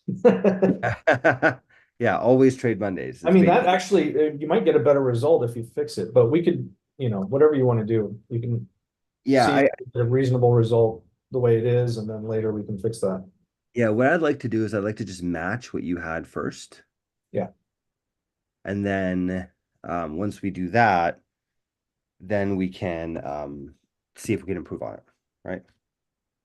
So I'm gonna set this back to 0, right? However, I think that this should, I'll make a little to do here. To do change this back to 1000 and fix the bug over the weekend. What I think would be better to do is just look for the actual date itself as opposed to formatting it like this. Yeah. And then I think that would be a lot. I'll be honest, Python's not my first language, so I mostly work in C#. So this is a bit of a lot of Googling for me, and GPT helps. You did a good job. So if you wouldn't have told me, I would have never known. But yeah, there's what you can do with data frames is you can actually make it look for the closest day, and you can make it go the day before, right? So that's kind of the easiest thing. So instead of doing formatting as a string, keep it as a date time, and then just make it go backwards one day if it doesn't find it. That's what I would do. But whatever, we'll fix that later. Right now, I just want to match your results. Okay, so we've done that. Why is this not saving? Save. There we go. That's weird. Like my save key stopped working. All right, so we got that. And then the rest of it, I think, is just changing these other parameters. Right, so we want to go none. Seems to work better. And 0. And then the other one was max loss 0.2. The other was take profit. I think it was 20, right? Yep. Yeah, or 0.2, whatever. 0.2, 0.2. And then percent 48. That seems like a very specific number. So my thinking there was like, I wanted to do about 50%, but I wanted to leave room in case it needs a margin for trades or whatever. So I just guessed. Okay. Yeah, we can play with that, just see if that's. I really like your idea of like the genetic algorithm and kind of going through that. I think that makes a lot of sense. Yeah. Yeah, because you could just brute force it and do, everything, but a genetic algorithm I think would get at the answer much faster. Yeah, considering how much you have to backtest, I might look at how you did the parallelization first, Hmm. since that would make a lot of sense with genetic algorithm. Yeah, I'm pretty sure that I shared that under Martingale. You go to the very bottom here, it's like multi-processing is what I'm using. Mhm. You have to use multi-processing rather than threading because Lumi Bot already uses threading and they fight each other, right? So using multi-processing. And then, it's kind of like this, make your params, turn them into combinations, right? And then put it through multi-processing, right? Cool. And then, yeah, it's nothing super complicated, but if you want the code, it's there.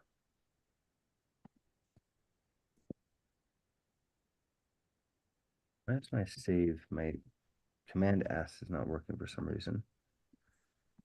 Okay, so we have all that. I think that's all the changes, right? Idle holding symbol, 0%, max loss, take profit, 48, ADX is 35. Mhm. I think that's it, right? Okay, Oh. so, and the dates, make sure the dates is the same as well. June 4, May 1st. Yeah, I think that's it. Okay, so let's run this. Let's see if we get the same results.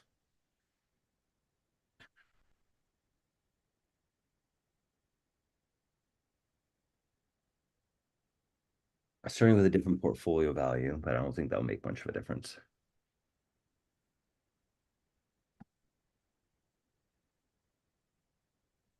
Okay, so this is looking like it's working. Assuming this came out correct, what would be the next thing that we want to do? This is actually good because now this should work in paper trading, right? Like if we want to actually run this should work. Yeah. Right? Pulling it from Y Finance, there's no dependency on a CSV file. So if you want to actually run this, you could run this at its current state. I believe so, right? So given that, what else would you guys want to change about this? So if it doesn't check the weekend, then so if it's Monday, then it just checks Sunday instead of Friday. No, Yeah, just it will returns fail. zero. Yeah, so it basically will guarantee that allow you to trade based on the way I wrote it. Well, we can pretty easily fix that. Okay, so that is probably one of the first things we want to fix. So that's a good point. So we could fix that, right? So yeah, so basically what we'll do is like if it's a Monday, we'll always trade on a Monday is currently the way it's set up. Or at Well, least we'll do the fix. we should import the market data library and run it based on market days rather than the calendar. You don't even have to do that. You could just say what is the previous date, Like what is the closing of a previous date in the data frame? Like you don't even have to do the market calendar. Yeah, that would work. Yeah. Yeah. Okay. Okay. So why don't I make that change then? The index should not be in that format. And then previous date string should not be in that format. Previous date.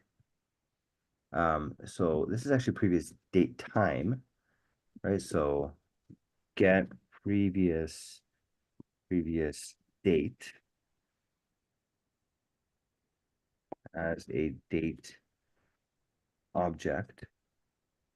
It's fighting me on this. No. I think you go dot date if I'm not. This thing really wants to do as a string. Okay, so as a date, here's date. Okay, and then we go get the previous VIX value for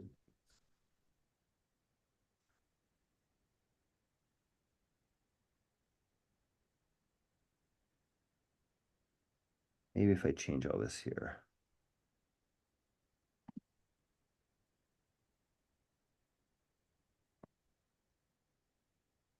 Actually, this whole thing needs to kind of go.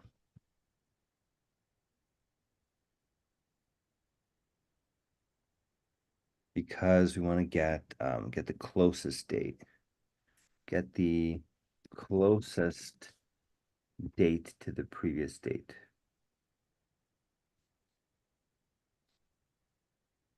Closest. Let's rephrase that.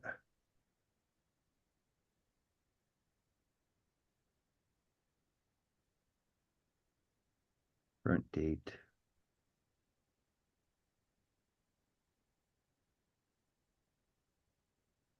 Yeah, let me change the current DT to be a little bit more proper because it's not, it's a date time, not a date, just to be clear with our naming conventions here.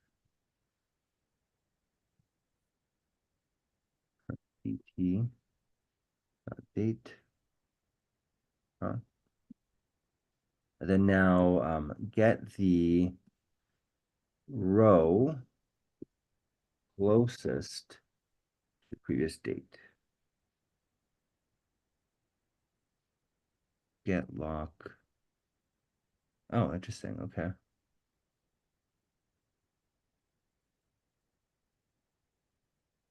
I've never seen this before. Get lock. Get lock previous date method in yours. That's an interesting one.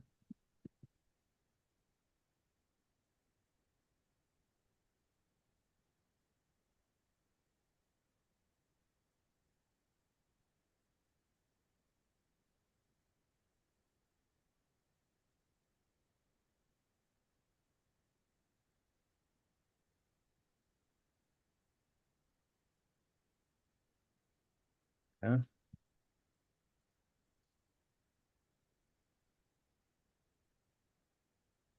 And this whole thing doesn't really make sense because it would just default to closest, right? Get the row closest to previous date. And then there we go. I think this goes away. Let's see if this works. And just to get Vix val, just so we could debug it a little bit easier. Vix val.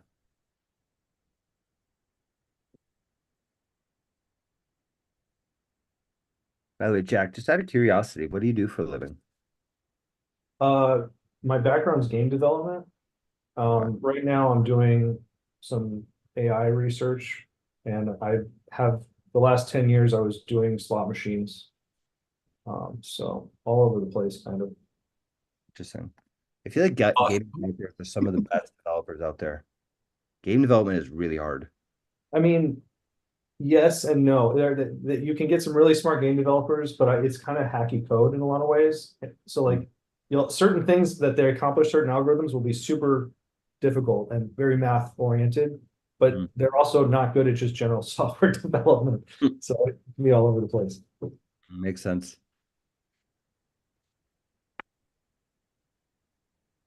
Unexpected keyword argument method. Okay. ChatGPT, what do you think about this? Let's give it a whirl. Exception is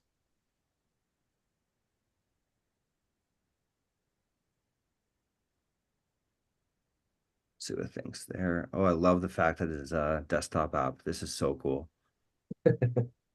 Oh, I love this. Well, also the speed is very refreshing. This thing is they make you suffer with this unbelievably terribly slow thing at the super high price, so that you're so excited when they make they speed it up and make it cheaper. Okay, all right. So, whoa, 400% for some reason. What the hell? Why did that all of a sudden happen? Good question. I'll take it. Yeah, that's one hell of a freaking value, man. But question is why? Because I think you use the same code, right? I mean, it's just, yeah, I don't know, unless the historical. Oh, there's a different min wing size 2. Oh, We're using a min wing size of 2. You're using a min wing size of 1. yeah, maybe leave it at 2. Really? Yeah. I was playing around with that, yeah. Oh my God, 400% a year? What in the fuck? What's the drawdown? Jesus Christ, with a 29% drawdown? What the fuck is this? That's pretty good. Now with the Mondays added, then you're gonna go to 1,000%, I guess. Jesus Christ, what the I want to put my money into this. I'm not gonna lie. I think I know what I'm doing the next week. Oh my God. We have to see the back test on this one over the 4 years, Is the and is 5 this back years. test, Yeah. this back test doesn't have the Monday fix? Yeah, this is without the Monday fix. Yeah, Wow, and it's what's also the Monday? not 2020, 2021. So Right. Yeah, it's not going over that time period. But I would think with that Monday fix, if we were to go back further, it would actually work better too. Right, because it would be 20% worse. Right. Right, Hmm. exactly. 1/5. Okay, cool. That's a nice surprise. All right. So this ASOF thing, let me fix this. Yeah, I knew that was a little weird. I was like, what the heck was that get lock? That was a really weird thing. This I know will work. I've used this before. Except I don't know if this goes forward or backwards. Hmm. I think this goes backwards. Let's check though. Yeah, we definitely want to make sure it doesn't go forwards. Yeah. Yeah, that would oh, what the heck? Error. Value should be timestamp or nat or array of those. Got date. Okay. Yeah, that makes sense. ChatGPT, fix it.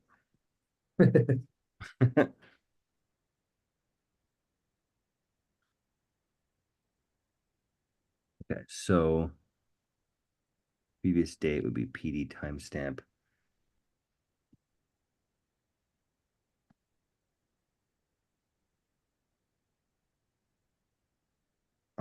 But a timestamp, no, I would actually go the opposite direction. I disagree with it. I would actually go turn because the timestamp has times in it and it won't find actually no, if it's doing ASOF, I think it'll be fine. So this is we don't do this, we go PD dot timestamp as a timestamp.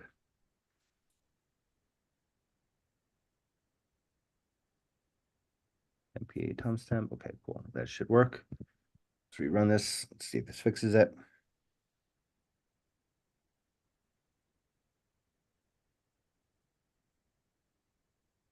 That is a wild return, man. Holy shit. 400% a year. This is insane.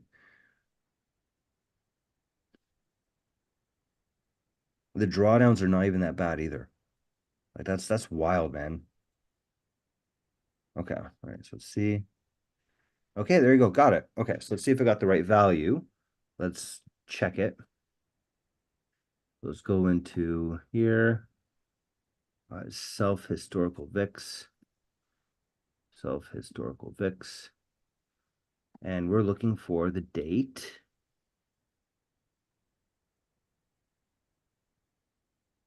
Oh 06 2005 22. That's a long history. Yeah, it's a very long history.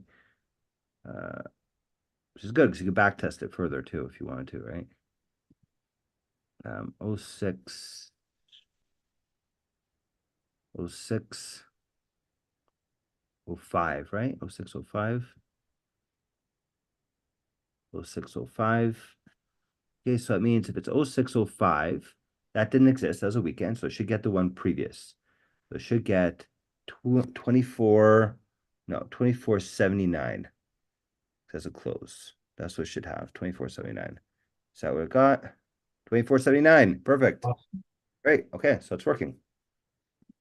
Okay, so let's now run this and see if this does even better than 400%. Okay, and then I think at the same time, this would actually be a good time to go further in the back test as well. Right, so we'll go all the way back here.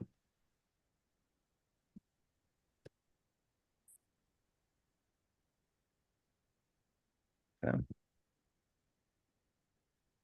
And let's open up a new thing. Python, options, condor, or not, no, it's options, butterfly. So used to doing that. Butterfly, condor, main. Okay, and this, oh shoot, this is stupid thing. My save key isn't working for some reason. Wonder why. It's a little annoying.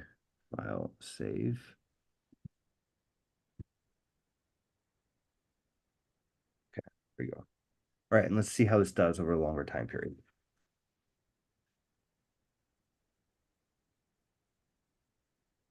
Okay, Cross so our fingers and hope it does better during those other drawdowns, but we'll see. yeah, let's see. Oh, look at this. It looks like, why is this portfolio value hasn't changed at all? I think there's a bug somewhere here. Oh, maybe not. What the heck? It looks like it's not trading much. Yeah, there's something weird going on here.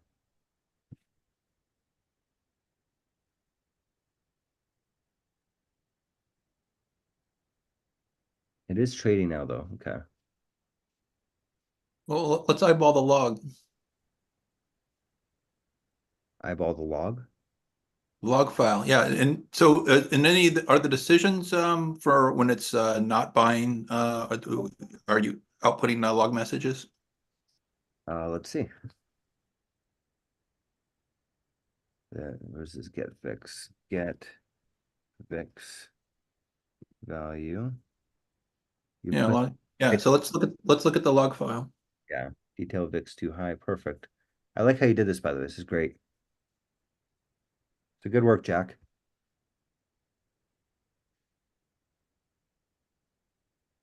Exit to avoid making trades. Okay. You don't have to wait for it to finish to look at the log file. Okay. Let me see.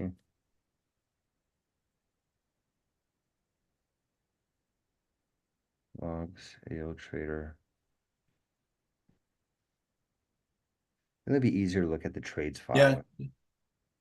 Well, we want to see the decisions, right? So about why it's trading or not trading. So. Well, you'll see that in the indicators HTML.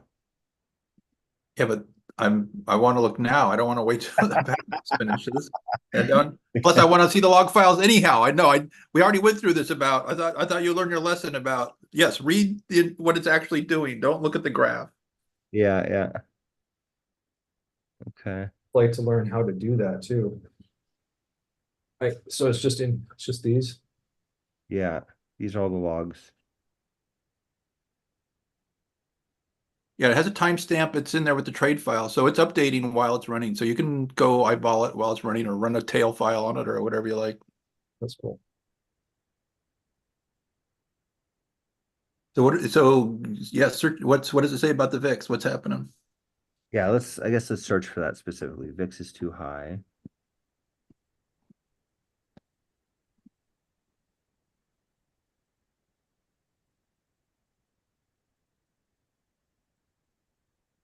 Not trading today. Not trading today. So we're getting these not trading today messages, not the VIX messages. Yeah, I think it's maybe VIX is somewhere in that thing. Well, what are these not trading today messages from? See on the top where it says VIX is too high? Yeah, it is. It's just the column needs to be expanded. Oh, okay. There it is. Oh, okay. Yeah. It's too high at they're not trained today. Okay, so it does seem to happen quite often. VIX is too high at 25. Maybe this is where like you have two different competing strategies and one that's good for high volatility and one that's good for low volatility, and you could do something else on the days where it's too high. Yeah, for sure. Something I've wanted to try for a while is you could do the opposite of a condor, like you could do like an inverted condor, right? So you actually make money if it shoots the opposite direction. Oh, wow. Yeah, that makes a lot of sense. Yeah. You don't have to have your wings be the same size. You can be, if you have a indicator for which direction, you can choose your wing sizes offset for higher That's or lower. Yeah, that was something I wanted to ask about too, is, and I, again, I'm still sort of trying to just fully understand the algorithm, but like, if you have a broken winged butterfly, if the condorization still works. Um, but anyways, yeah, that's, VIX too high, VIX too high, VIX too high. Yeah, now it's doing it quite often. but maybe that was the period where it was failing before. Oh wait, no, this is the shorter. Order, yeah. I don't know why the dates are off too. It's 2023. I guess maybe it didn't trade before here either. This made a really big change.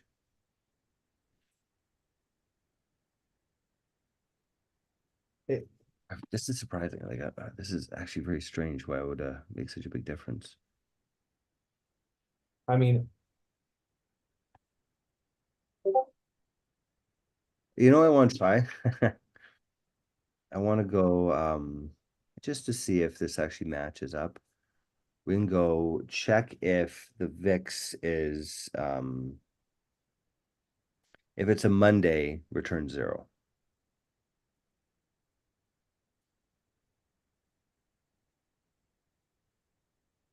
to sort of back out the changes we just made. Not exactly back them out, but maybe there's some other weird thing that's going on here.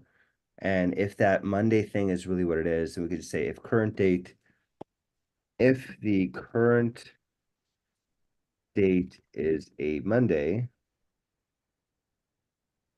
then return 0. Right? Because that's kind of what was happening before, right? So in a way, it's backing out those changes. It is and it isn't, right? It's kind of like, And what is the VIX limit at? Like 14 something, I think. It's pretty low because that was the threshold where I started seeing the biggest drawdowns on this when I was looking at the history. Um, So yeah, like 2020 spent the entire year over 20. yeah, that makes sense why, yeah, it was quite a few. And also most of 2022 as well. Yeah.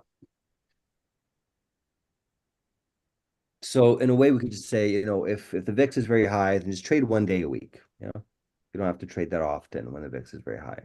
Maybe that's kind of like an ideal solution here. Or maybe if the VIX is very high, we can change the wing size or something. Like there's I really like that idea where you do an inverted strategy. Like you choose some set point, and then above it, you plan on it changing, and below it, you plan on it not changing. right. Yeah, there's a bunch of different ways that we could do that.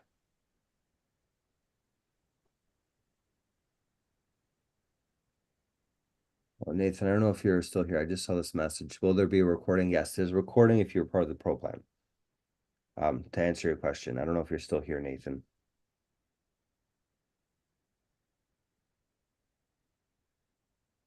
Actually, no, there will be a recording. There's an open house. Yeah, we'll send the recording. What am I talking about? We send it out to everybody.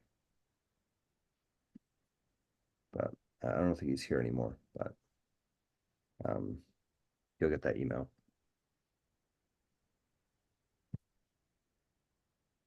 Okay, so now we're running that difference. Still not trading much.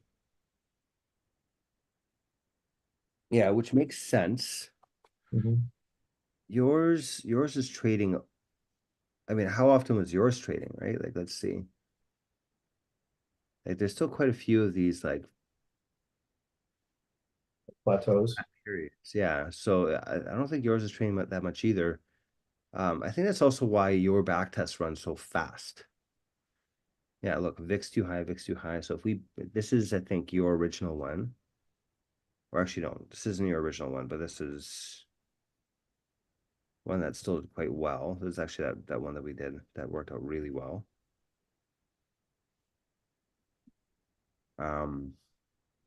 Yeah, with the low VIX, you're gonna spend a lot of time not trading. When we were looking at this, I don't know, a couple weeks ago, or maybe a few, that's where the sentiment thing came in. We were looking for applying a measure of the velocity of the VIX rather than, or whatever the trend is, something like this, rather than a fixed level.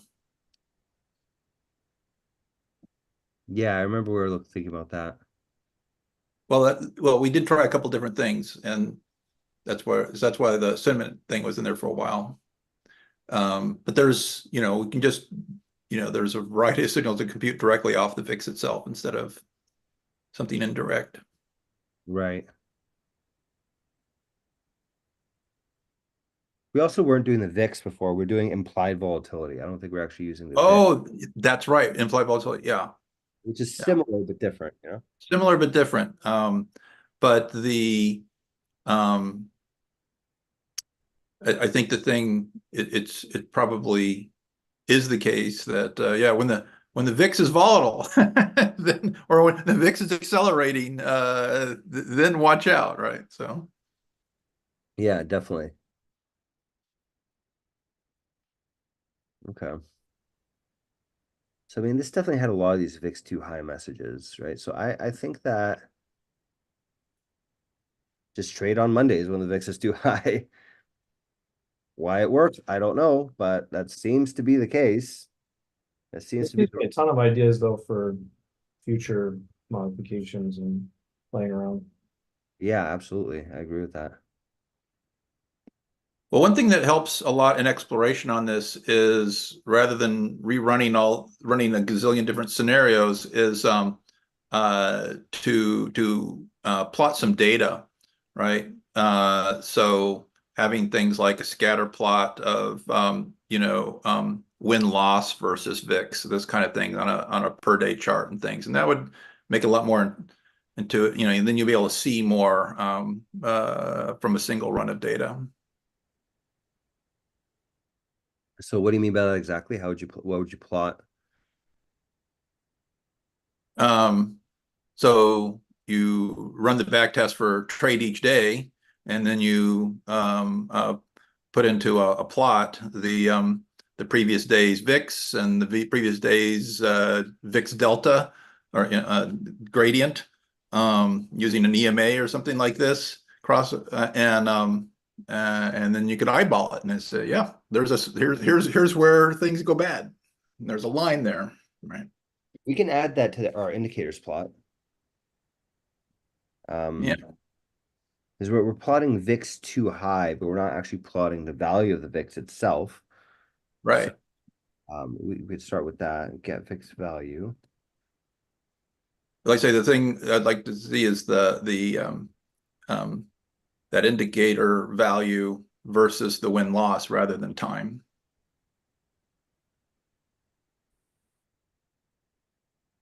Circle blue. I'll use a different. What does our chart look like? What color are we not using? Not a ton of purple. What other colors? I guess any color. Purple's pretty neutral. Purple. Or green. Purple square, maybe. Is there anything like that? Purple square. Yeah. Get the VIX value and then check if the VIX is too high. There we go. Okay, so that'll give us a little bit more plotting ability. But holy crap, look at this thing. This thing is at a very high level here. I think the Monday thing is where it's at. So my bud was a feature. Yeah, apparently. Cool. I love it when that happens. So that was always buy on a Monday. Yeah, so Apparently, Monday. Yeah. always do outrun the algorithm on Monday. Yeah, there you go. Look at that. Buying a Monday. Oh wait, is this a different one? No, this is the right one. This is yeah, because look at this. VIX is too high for very long periods of time. Mhm. So if VIX is too high, only buy on a Monday. Huh. I wonder why that would work. That seems Well, it's Tuesdays when all the action's in, right? So I don't know. I wonder if that works with other days too. Why only buy on a Monday?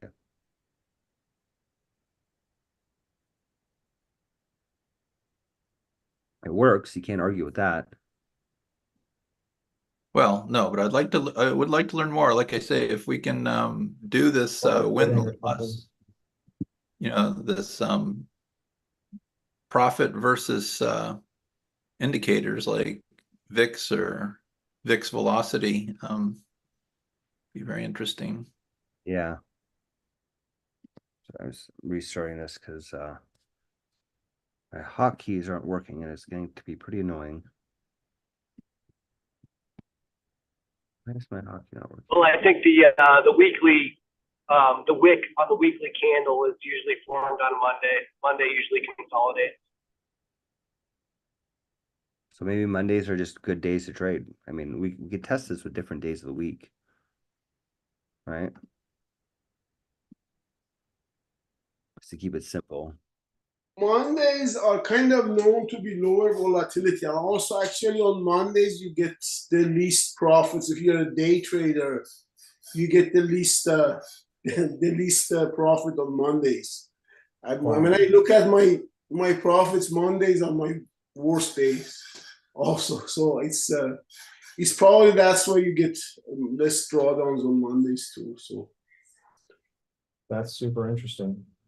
Interesting. Yeah, because we could try different days. First of all, sorry, I want to fix this because it's driving me a little crazy. In my VS, actually, let me try doing the voice thing here. Hey there, I've got a really great feeling. Sure. Yeah. In my VS Code, my hotkey for save stopped working. And when I press Command S on my MacBook in VS Code, it's no longer saving. How do I fix it? There might be a few reasons why your hotkey for saving in VS Code has stopped working. Here are some steps to troubleshoot and potentially fix the issue. 1. Check key bindings. Open VS Code. Go to Code Preferences, Keyboard Shortcuts, or press Command K, Command S. In the search bar, type Save. Check if Command S is still bound to File Save. If not, you can reassign it. 2. Reset key bindings. In the keyboard shortcut settings, click on the icon with 3 dots in the top right corner and select Reset Key Bindings. 3. Check extensions. Sometimes extensions can override default key bindings. Disable your extensions one by one to see if one of them is causing the issue. 4. Update VS Code. Ensure that your VS Code is up to date. Sometimes bugs are fixed in newer versions. Go to Code, check for updates. 5. Check for conflict. Okay. So it was telling me to go, okay, Code Preferences, Keyboard Shortcuts.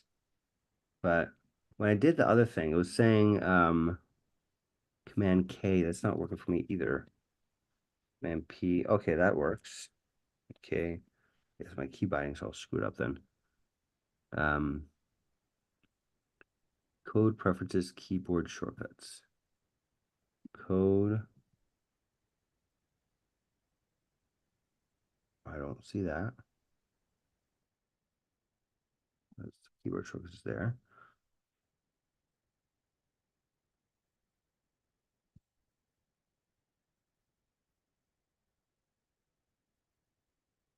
This looks fine. Have any of you guys ever had to do this?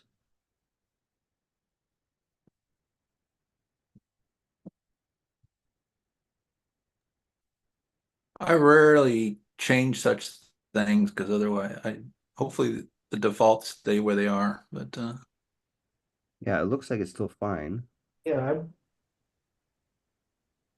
I've had Oh, let's see. And so the Chat GPT, what's their hotkey? Is it It's option space. yeah, there's no way they would take Command S. That would be crazy. yeah. I Yeah. just wonder, yeah, it's just okay. So, yeah, I don't know. I have had situations where similar to this, I think, but I never solved it and it just came back. So not gonna be much help. I have a feeling if I just restart it. What if I just shut down VS Code?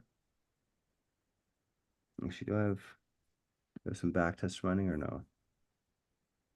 No, we don't anyways. So let me just totally shut it down. What was that joke from have you tried turning it off and turning it back on again? It ain't no joke. It fixes 90% of technical problems. Honestly, it's crazy. Okay. Okay. Although I was just watching one of those air disaster things about the Singapore Airlines captain who tried that, and it did not go well. That is terrifying, by the way. I was gonna actually bring it up to you guys. That is so freaking scary. Like on the way, by the way, on the way to SF, I actually almost had a similar situation where the plane, when it was landing, it all of a sudden, I've never actually experienced turbulence like this before. Normally, turbulence is like it's just like rocky and like you kind of picks up and goes down. This was just like everything was fine, and all of a sudden you see the wing go crazy high, and like literally, like I went airborne in my seat. It was like, what the hell is going on? People were like freaking out on the airplane. Yeah. Keep your seatbelt fastened while seated. Yeah, Yeah, absolutely. well, so the bottom line on this thing with the Singapore guys is the problem was the first officer who was on the controls didn't know how to fly the freaking plane without the automatic Airbus controls. So when it actually put the plane in his hands, he pulled the stick back, which pulls the nose up and stalled the thing all the way down from 44,000 feet to just slamming flat into the ocean. Holy shit, that's crazy. And the captain's pushing forward but the captain's saying pull up. Well, you have to push to go up. And you would, of course, know this if it was muscle memory, but the guy never hardly actually flew the plane. The computers flew the plane almost all the time. Yeah, that makes sense. So that's what So, happened with the Singapore flight specifically? yeah, it was 2014. Oh, back in not this one. So, 'cause I'm wondering what exactly happened with this one. They just hit a pocket of air? Like that seems very bizarre to me. Well, turbulent. Yeah, well, it's probably wake turbulence or something like that. Of Yeah, course, we but do have climate change, so the air will be becoming more volatile over time. But you yeah. weren't flying Singapore Airlines, were you? Who were you flying? I was flying, I think, Porter Airlines, which is a Canadian airline. Oh, Yeah. well, Canadians are pretty trustworthy. Uh, It isn't Singapore Airlines. Singapore is very trustworthy too. I mean, they're like Well, they're a very authoritarian country, keeping things clean, but that does not mean they have a well-rounded, honest, open, and practical team effectiveness in the cockpit. A lot of egos running around there. So yeah, yeah, having structural and imposition of people's positions and stuff like this does not actually turn out. Often leads to disaster. That's where a lot of that crew coordination, teamwork fails, and a lot of these disasters. makes sense. Hey, Jim, I think the crash you referred to is Air France, No, there was one for Singapore as well. 2014. The Singapore one they found right away because the ocean was only like 50 meters deep, and they got the plane right away.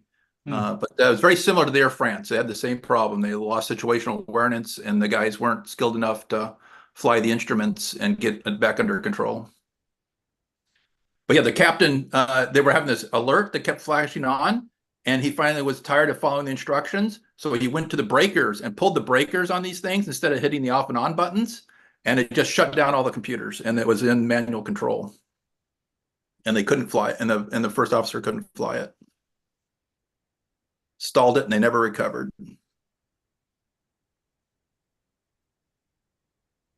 Yeah, that's really scary. Honestly, it's all these issues, by the way, are all in Boeing airplanes. Like, it really makes you not want to fly No, Boeing. these are both the Air France and Singapore. These are Airbus. The problem is that so the downside of the Airbus systems having super automated systems that don't rely on the pilots knowing how to fly the plane is that when they have to fly the plane because the computer switches itself off, they don't have enough flying experience of actually piloting the plane and controlling it. So it's a two-sided problem there. Yeah, it makes sense. Okay, so I'm adding. I can't figure out this stupid shortcut. Then it's driving me crazy. I'm not going to keep you guys time first. I'm going to set up a parameter called ignore VIX on day of week, right? Uh,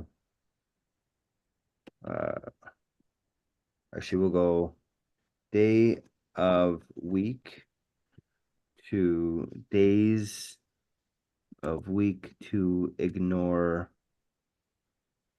VIX.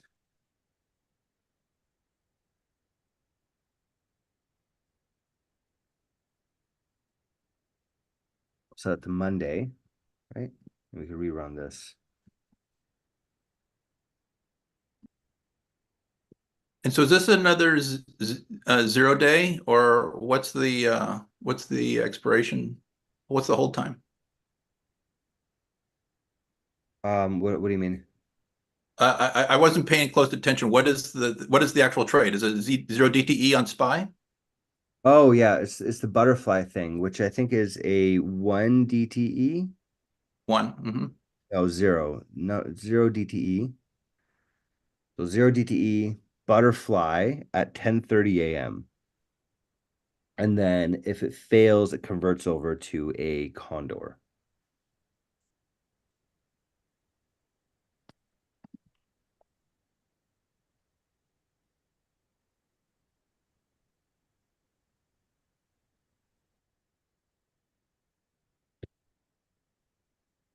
Okay, days of week to ignore VIX. I'll go.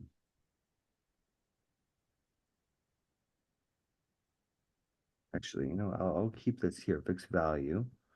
Well, that was the threshold check right there. Yeah, so what I'm going to do is because we had it inside of here, the right, check if the current day, if it's Monday, right? I'm going to pull this out, right? And then I'll put it up here. VIX value. We'll go You should check this before getting the VIX value, because if you're going to ignore it, don't get it yeah. unless you're going to get something. Yeah, you're right. There's no point in even getting it. So check if it's a day that we should ignore the VIX threshold. Day of week. Oh, we already get the day of week. Shows the day of week to trade. Day of trade. Okay, day of week. Okay, pass. Else. Okay, that's what they want to do. It's kind of a strange. I guess that works, but I think better not in. Right. Well, oh, okay. That's still gonna work? I think that'll still work, no? Yeah. It just seems weird to me to do like an empty if statement. Yeah, no, I like, yeah, I agree. So yeah, we just skip over this, and so so it just will trade, yeah. So that's um yeah. Okay, so running this here. So we could try different days of the week. I just out of curiosity, right? What if we try Tuesday, right?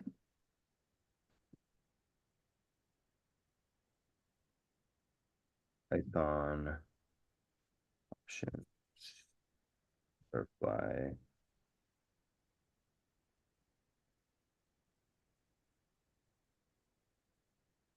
All right, so now if we ignore it on a Tuesday, right? If we ignore it on a Wednesday, right? Be interesting just to see how each one of those days works.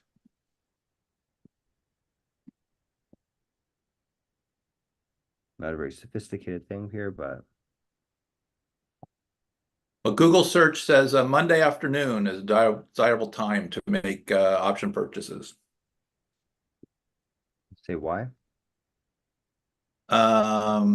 As it has historically tended to drop at the start of the trading week, experts suggest selling on Fridays right before the Monday dip occurs.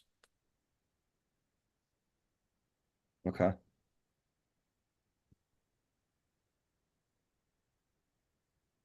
Okay, so we're testing all the days of the week. We're trying Monday, Tuesday, Wednesday, Thursday, Friday.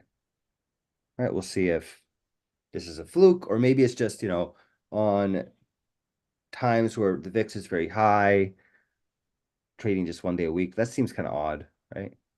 Monday seems kind of like it would make more sense. Maybe Friday would do better. I don't know. Friday are worse. Friday are very volatile actually. Hmm. Mondays are pretty good. Yeah, Fridays usually everything is messy. I feel like that would make a lot of sense in general because Fridays is the day before the weekend. Yes, people are gonna get out of there. Yeah. Yeah. So one thing to watch out for is when using the thread pool, we do not have locking on the thread files, and in fact, basically in any of the data handling stuff. So that's where we were seeing these things about the corrupted files, about the invalid loads, like from Yahoo and stuff like this. So until that's fixed, you don't want to run thread pools if there's any actual downloading happening. Okay. What would be the consequence of doing that? You saw those, you were getting those invalid file errors. And actually, my so-called fix made it worse because what was happening before is at least the file would eventually get downloaded. But with my thing about removing the file, because what's happening, the reason it's invalid is because it's in the process of writing to the file. And then another thread comes along, tries to read it. And actually what's supposed to happen, of course, is supposed to stop and wait, right? So either way is bad.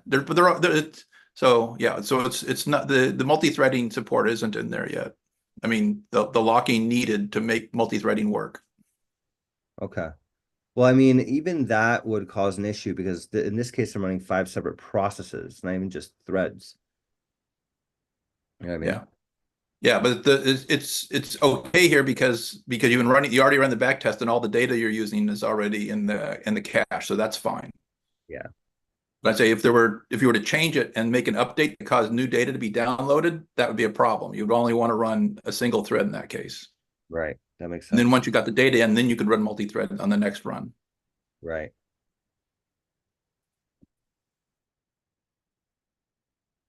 This makes me wonder, like, what if we just change the fix? What if the whole thing is like just trade on Mondays?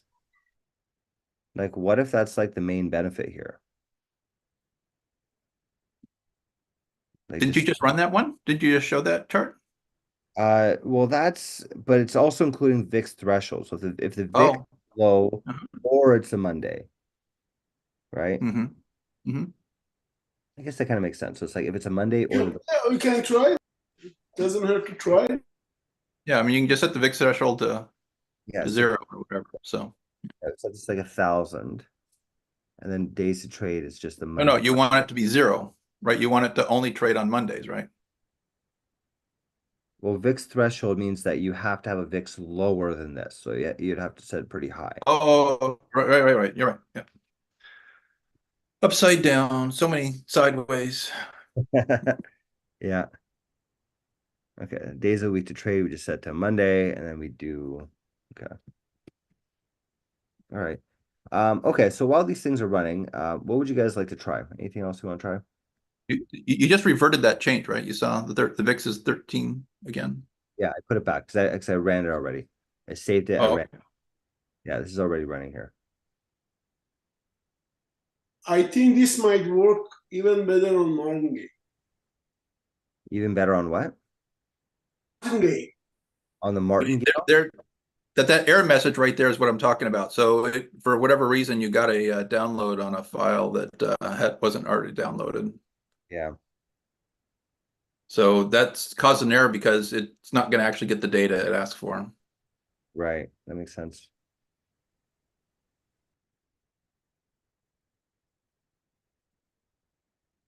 I mean, might be a silent error other than that message, right? It's the logic's not going to be correct. Yeah, I wonder if there's actually like implications to how it's trading. Let's let it run anyways, but yeah, maybe. I think some results in here. Tuesdays don't seem to work well. Monday. Got some stuff here. Jack says has to drop. She needs to slow down. LOL. Latoya. Yeah, Jack says after Trump has been super interesting and enlightening. Have learned a lot. It seems like there's some deeper work here to fully investigate this, but I'm still feeling optimistic. I completely agree with that. Need to drop also. Looking forward to seeing where you land. Thanks for the session. No problem, Chris. Alvaro, it seems that before 2022 DTE was not available for every day of the week, so the backtest prior 2022 might not be relevant in 2022 traders. Yeah, that definitely did happen, Alvaro. So I agree with you that it's not that's invalid, but yeah, it's definitely different before 2022. So, you know, you want to add longer time periods, but then if things were set up differently, I think you're right. You know, like it's longer back test maybe is adding more value, maybe it's not. That's definitely a question mark. I agree.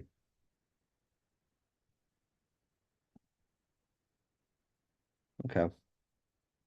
We got this stuff going. So they actually charge so much more money for it that it's not even valid data. Might not be even valid data. Well, no, it's valid data. It's just that it didn't trade that often, right? Prior to 2022, a VIX or options on the SPY or even SPX only traded Monday, Wednesday, Friday. Oh, I see. Okay, so that's the only difference. Yeah, exactly. Oh, I see. Okay. So in many ways, it's a different strategy back then, right? Because it wasn't trading every day. Mhm. So does it even make sense to go back that far? Maybe, maybe not, right? This Monday thing seems to be making a nice impact, though. It's up to a lot here. Okay, this is only Mondays. Still quite good, only Mondays. And then we'll have it only Mondays or low VIX days in a second. That one's This is Mondays without even checking weeks. yeah, this is Mondays without even checking VIX, 140%. Just purely just only trade Mondays. Now this is either low VIX or a Monday, 300%. Huge increase actually. Okay, so the VIX thing does actually matter. I think that is a good addition. If it's a Monday or if it's a low VIX day, trade. Otherwise, no. Right. Yeah, makes sense. Yeah, it does make sense. That's wild. Okay. Yeah, well, do check it in at a convenient point. We'll take it apart and see what's happening. Absolutely. I mean, we're getting really good results right now, so I could check this in currently. Right. Why don't I do this? Yeah. Also update the back test for this. So we'll go this, we'll save this as a PDF. Print. Save as PDF. Save. Maybe I'll have to get a Tradier account. So Account you will, yeah. I mean, for 300%, Jesus Christ. yeah, what kind of improvement am I looking for? Yeah, exactly, right. I couldn't agree more. Okay, so we got options, butterfly condor. Save it here. Place that. And then actually go to that folder. Strategy Of course, library. you understand we're part of the bubble that's going to break this thing. I mean, I don't think there's enough of us to really break it right now, personally. I just don't think we have that many people trading this right now. I mean, the SPY is quite liquid. I think, at least. So Well, this I mean, I don't know. I don't understand options at all. So I don't know how they break, but somehow I'm sure they will. Yeah, these are pretty absurd returns. Yeah, I agree. There will definitely be something that breaks this at some point. Like that's just how markets function. Yeah. So get while it getting good. Yeah, absolutely. This one's still pretty good too. Okay, we'll investigate that in a second. Hold on. Oh, wait. Got a lot of stuff out here. Gotta clear up. Oh, wait a minute. Shoot, I want to actually keep those. Um,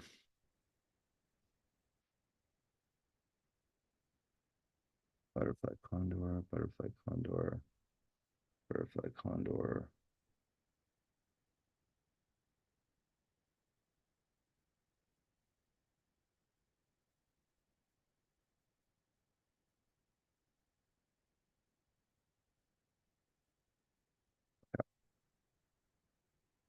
Okay, so we'll investigate that in a second. For now, I'm just going to save this to options, butterfly condor. There we go. And then let's check this in. I mean, these are outstanding returns. So I think saving this as is makes a lot of sense.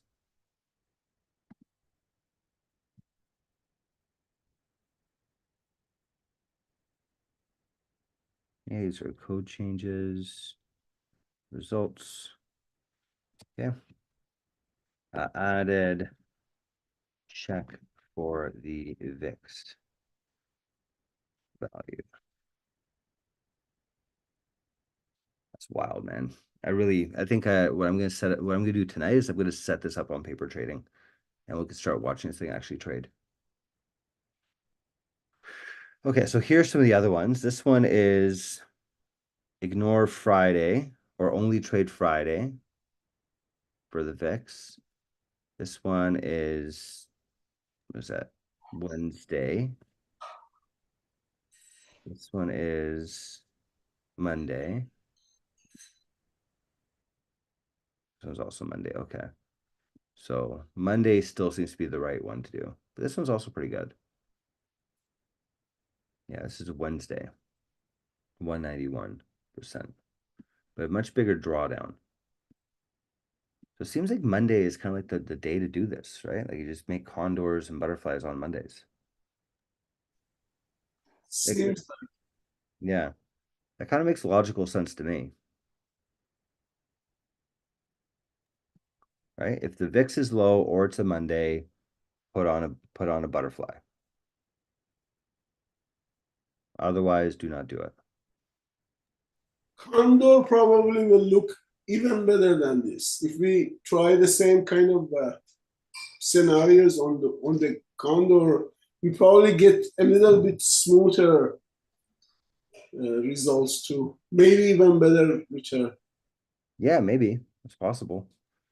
Okay, so I guess the question is, what do you guys want to go from here? What do you want to do from here? I just said it. Okay, so that's what you want to do. What the rest of you guys want to work on? Any other ideas, thoughts?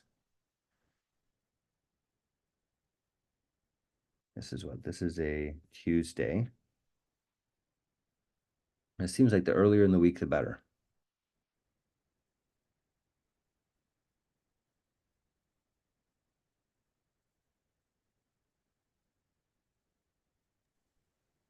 What if we let it expire instead of closing the trade at the end of the day? What was that? How about letting it expire rather than closing the trade? Letting it expire rather than closing the trade. That's kind of like what the Condor does. Time to close. So I think if we just set time to close So we can set that to none. Maybe that will work. Let me try that out. Time to close.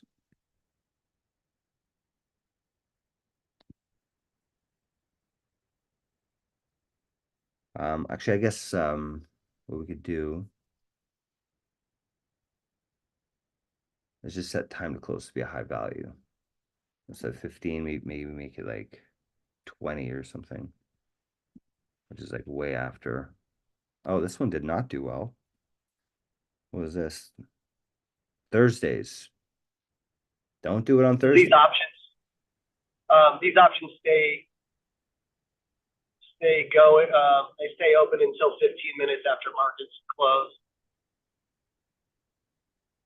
So Okay. anytime after that.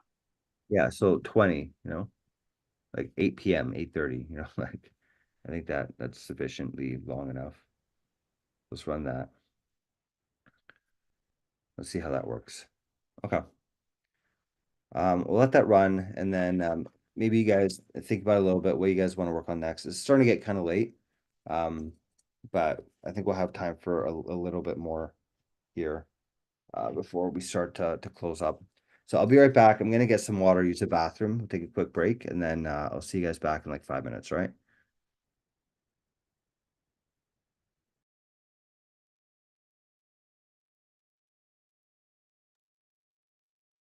Hey, what did Robert do to download the app on the Mac? So if you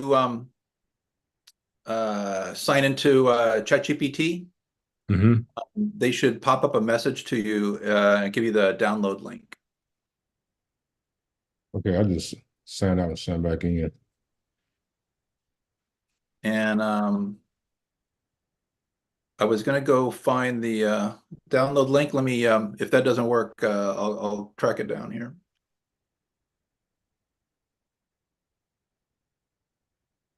Yeah, I didn't get it.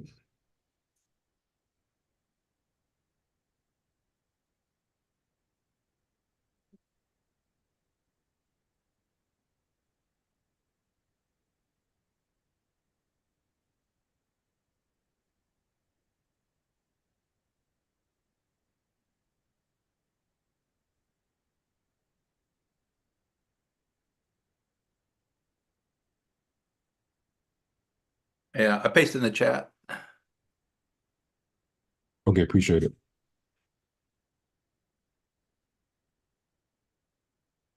It may only be the other thing is they're rolling it out. So so you have a Plus account? Yes, I do. Yeah. So yeah, you should. Yeah, they should have. Although I may have forgotten. I thought they were going to say like send out emails or something, and I was anxiously, refreshing and looking everywhere to. And it's funny. There was I found a YouTube video. A guy shared a link by it, but of course I was too scared to download the link he shared. But actually, I think it turned out the guy had it was legit. He had shared the a correct image, but he didn't have the this link. Okay. But yeah, I guess OAI static is OpenAI's static file server. Yeah.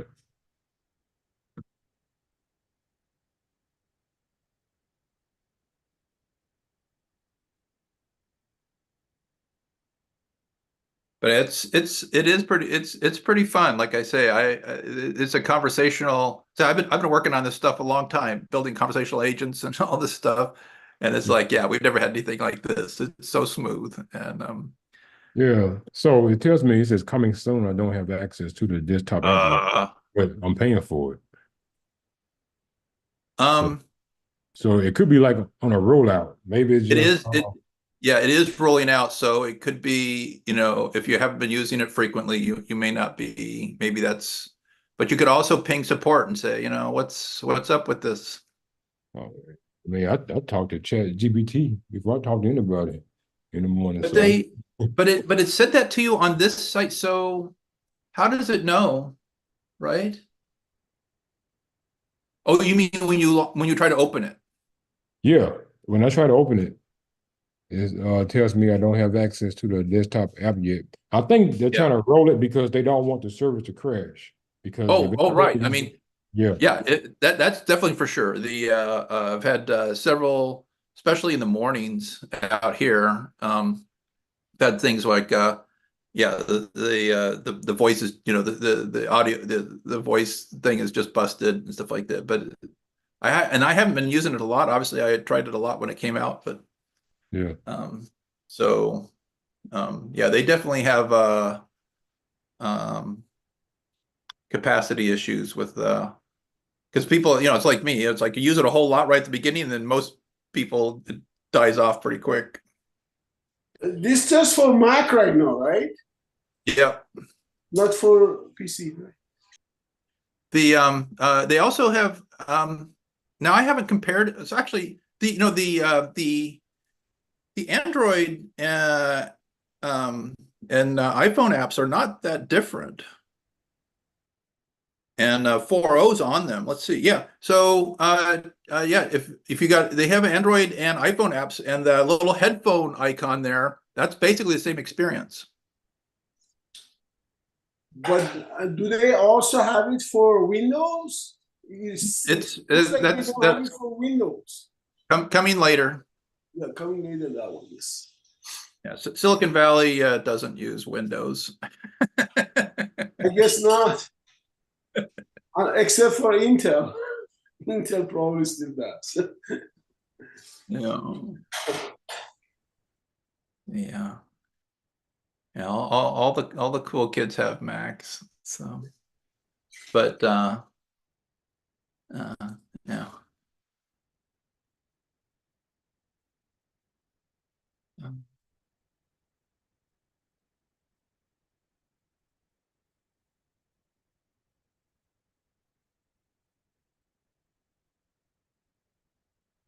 Yeah, the things about desktop integration that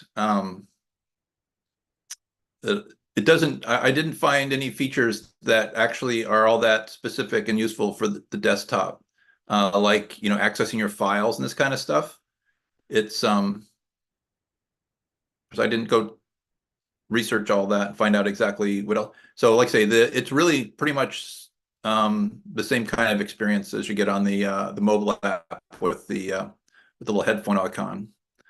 Well, if you're using it for programming, for coding and stuff, you want to, cut and paste your code and things like that, then it works the same as the as in the browser, right? So the way it works with files and stuff like this, it doesn't currently able to do things like, oh yeah, connect me to your share folders and this kind of stuff. It's still upload, download, same kinds of things you do with the browser app. So it's functionally right now the same. It's really the same as in the browser.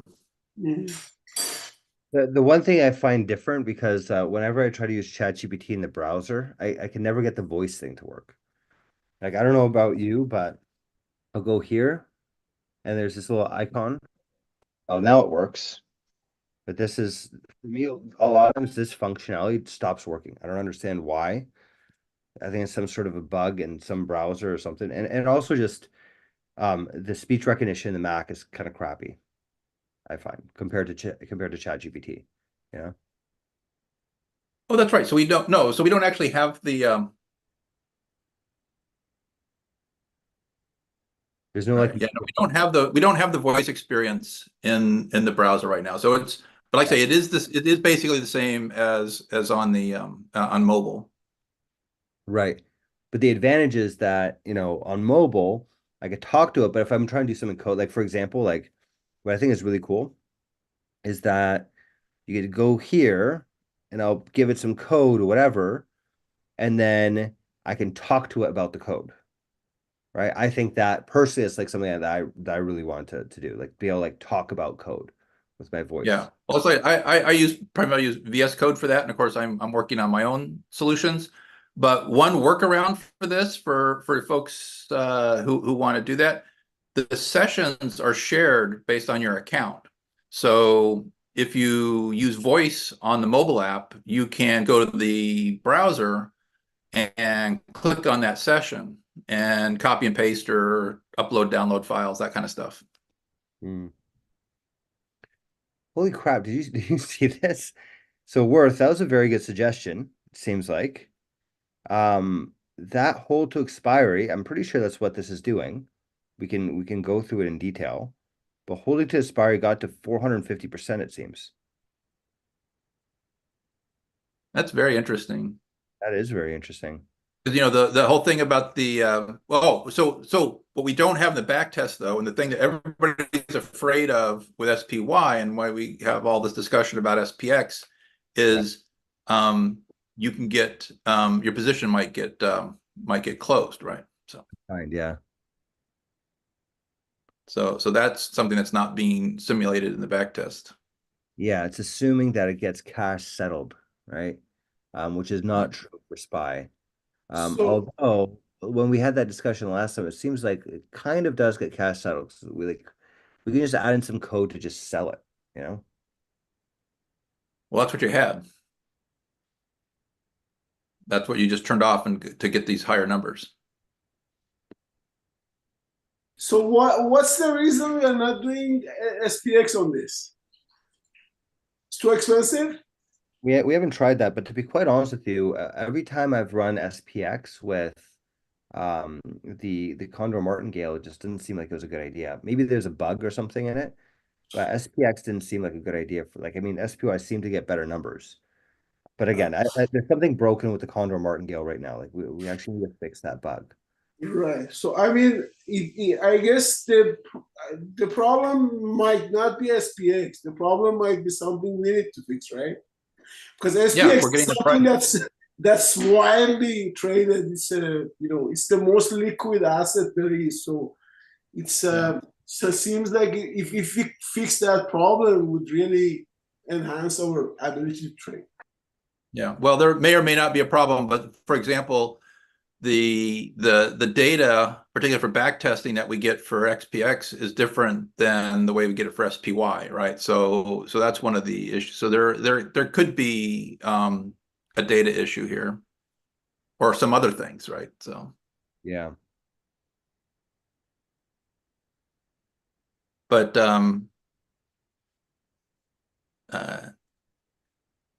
yeah, we should definitely run on SPX just to see what it looks like. But we can do that later or afterwards, or we can try it ourselves or whatever. So Yeah, this is wild, man.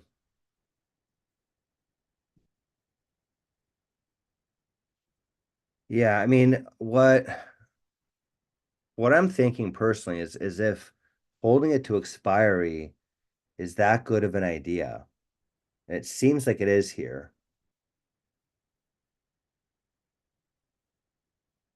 This is in case it doesn't need to, I guess, repair it, convert it to a condor.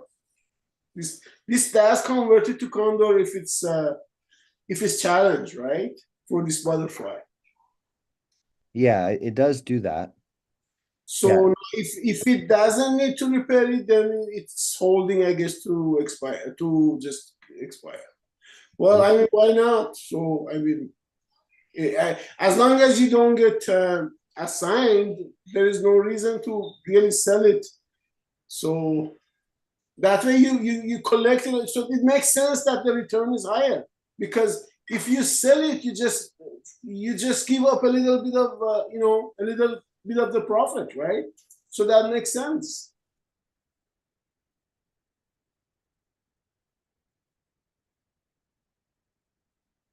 Well, I mean, if we were to hold it to close, right? So here I kind of made it more formalized. I want to just rerun this to make sure it got the same numbers. What I added in, and I haven't shared this code with you guys yet, but what I added into the Condor Martingale one is that, this seems like the SPY is better, right? Compared to SPX, at least from what I've seen, right? In terms of the results. But the problem is that you might get assigned. So we could just add in code that says if you have SPY, just sell it. Like if you did get assigned, right? Then just sell it. right? But I guess you get assigned in the middle of the day, which would really suck. Right? Like they force on like not at the expiration, we get assigned somewhere halfway through the day. I guess that could cause some pretty big issues. But what do you think about that? Just adding in code that says, if you got assigned the underlying symbol, then sell it.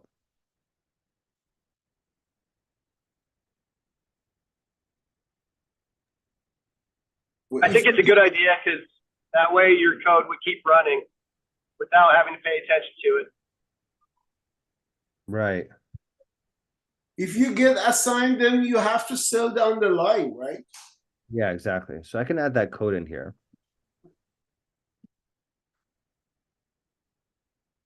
We could just say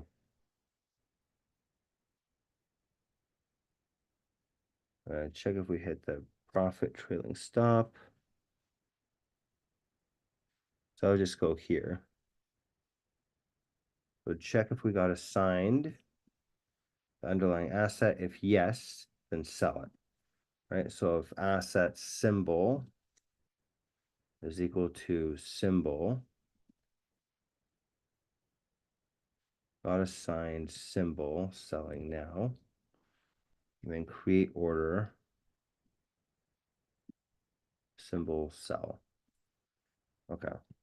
So this should, I think, do it, right? This is what I set up in the Condor Martingale, right? We loop through our positions.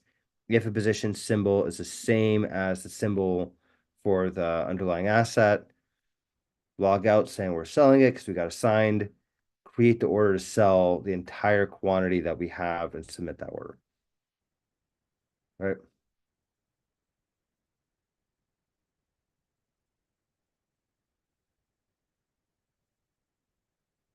Okay, so I'll add that in.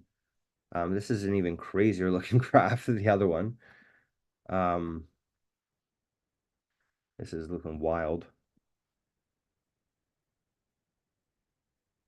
Yeah, I think I'm gonna run this thing in paper trading. It's personally what I'd really like to do.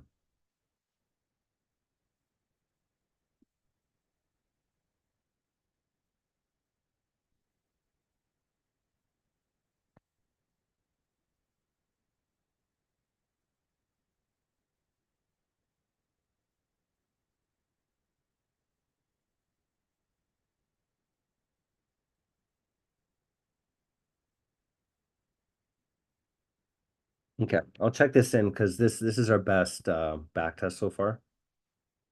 So I'll just push this up to the strategy library. This should all work.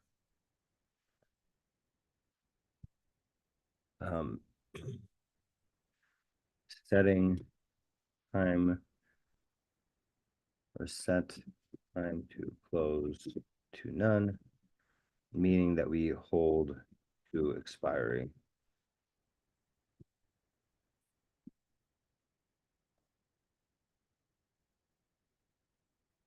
Okay, cool. That is one hell of a return, guys. 158%. Oh, absolutely. What's the drawdown? 33? Yeah. It's fine. I go for that. Yeah. I mean, if it doesn't get worse, yeah. This is crazy. Yeah. I really want to try running this. I mean, one thing we could also try is why don't we go back further in time? That's something that, I think would make a lot of sense. Is now we have this thing that worked really well. What about, going back the full 4 years, right? Or 4.5 years.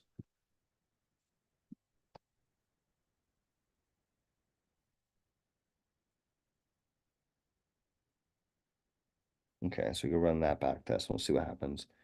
These back tests are running a lot faster too, because it's only on Mondays. Must be filled quantity. Must be, what the heck is going on here?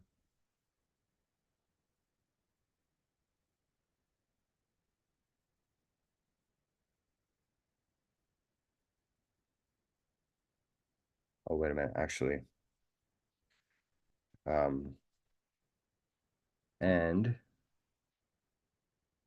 position dot assets, the asset type equals stock. That's a bug fix. That's that screw things up. Let me push it that bug fix.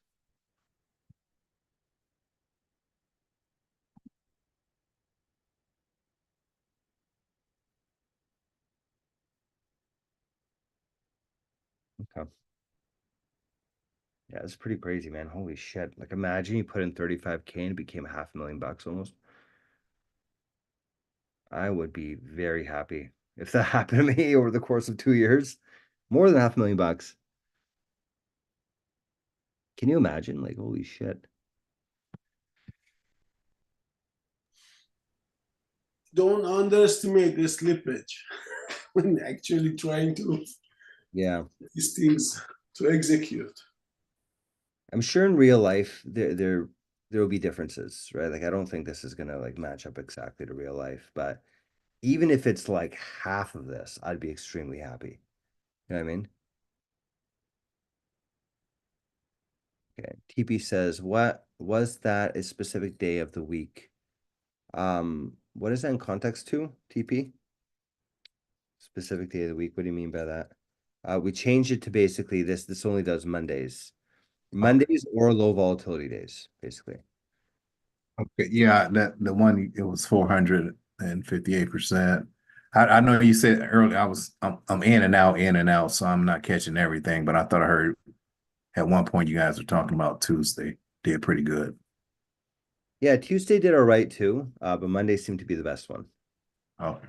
Yeah, Monday, and then we modified it. Worth had the idea of hold it to expiration. So this is Monday's holding to expiration as opposed to selling it before at 3:30, which kind of makes sense. To me, I actually think it makes a lot of sense to hold to expiration because the Condor Martingale has similar kind of thing, right? Like you hold it to expiration, that's the thing that actually really makes a big difference, you know? Mhm. Yeah. So the after hour stuff won't bother you? What do you mean it would bother me? I mean, I thought they said stuff can go downhill after market closes sometimes. Expires A then. little bit of turbulence, huh? Say that again. It expires at closing. When it closes the day on Friday, it officially expires the option. Oh, You, okay. you won't trade anymore after hours. Gotcha.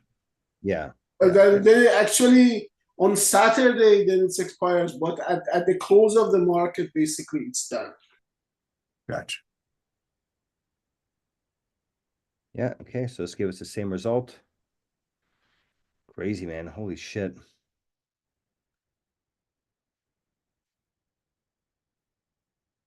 This is just nuts, man.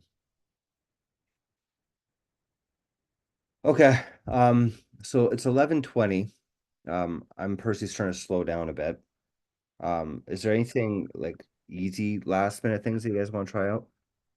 I know we want to get to the Condor Martingale thing. I think that's going to be way too much. You know, Next week, then no, we don't want to. Yeah, we don't want to keep you too long, Rob. As long as you did so much, you do so much, we really appreciate it. So, yeah, maybe next week we'll revisit that. So, yeah, we can definitely. Yeah, this is all very exciting. Maybe the last thing is just fire off one SPX run, and so we can see what that looks like. Well, Yeah, that's just run it and let's see what happens. say SPX. You score. Hey, Can you do it? yeah. SPX is actually a pretty big change that we'd have to do. Oh, okay. So what do we get? So that's what I thought, because there were a number of issues. So what's affected to SPX? Yeah, so if we want to do SPX, we have to change this from a symbol to an asset, right? Because it's an index, right? Yeah. That propagates through everything, right? Yeah. We're not looking for symbol, whatever. There's like a bunch of changes required for that. And then we have to load the SPX data as well through a CSV. Right. And so this is back testing on Polygon? Correct, yes. And Polygon does not have index historical data. Right. Right. You probably have to change the strikes too, right? The strike, yeah, the probably need to be so much. That's oh, you know, there's a mini SPX, right, which has the same numbers as the SPY. It's not as liquid, that one. Yeah, that's PS. But we're not trading it, right? So are you saying there's a lot of drift? It's not as liquid. I mean, does the price track at just the 10x or 1/10, whatever direction that is? I'm sure. I'm not sure the pricing. I think it's smaller though, right? It's closer to S, but it is index. It's not. Yeah. So there's a 1/10 SPX. Yes. Yes. Yeah. Yeah, but that one, that one is a good one. Except it's not nearly as liquid as SPX. It's a good one if your budget is.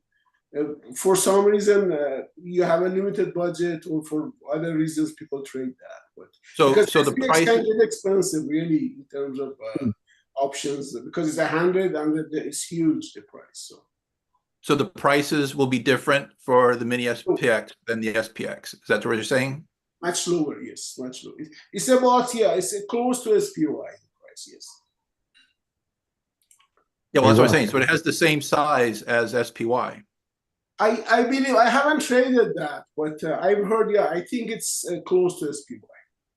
We can look it up, but I haven't traded that myself. Well, that's what I'm talking about. So I did look it up, and so there's a mini SPX which has the same multiple. You know, it's also a 1/10 of the S&P 500. So the numbers are the same as for SPY.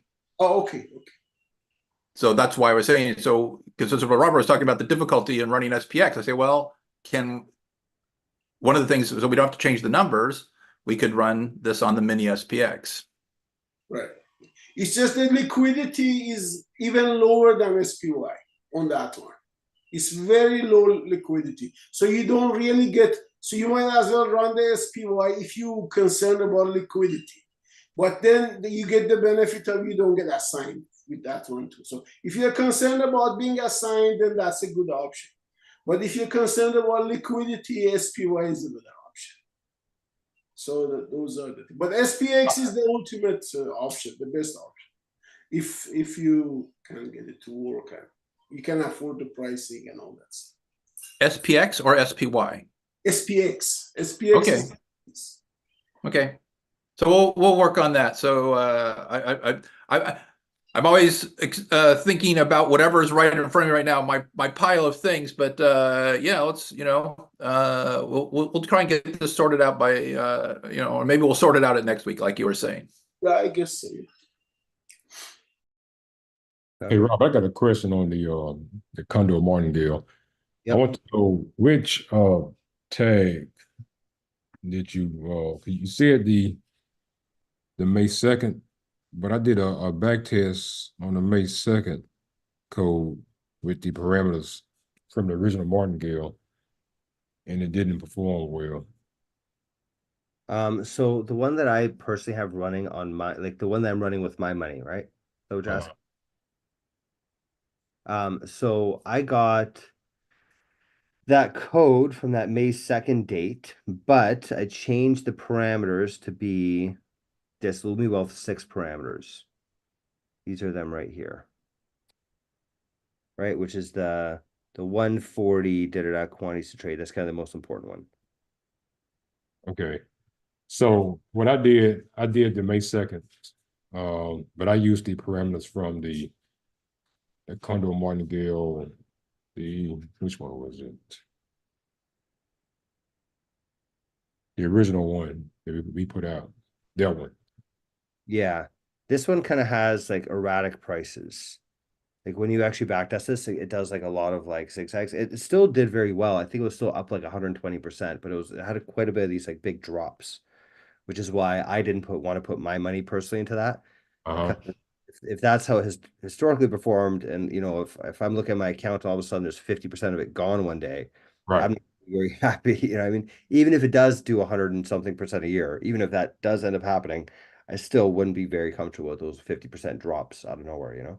So the one you use is the I'm the using this. Mark III That's what I personally put my money into.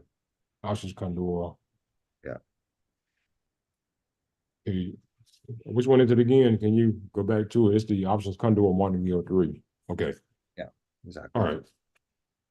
Yeah, it's been doing well in paper trading so far. So I feel pretty confident putting my money into this. Just because like it's done well in paper trading, it has a good back test, the drawdowns aren't that crazy.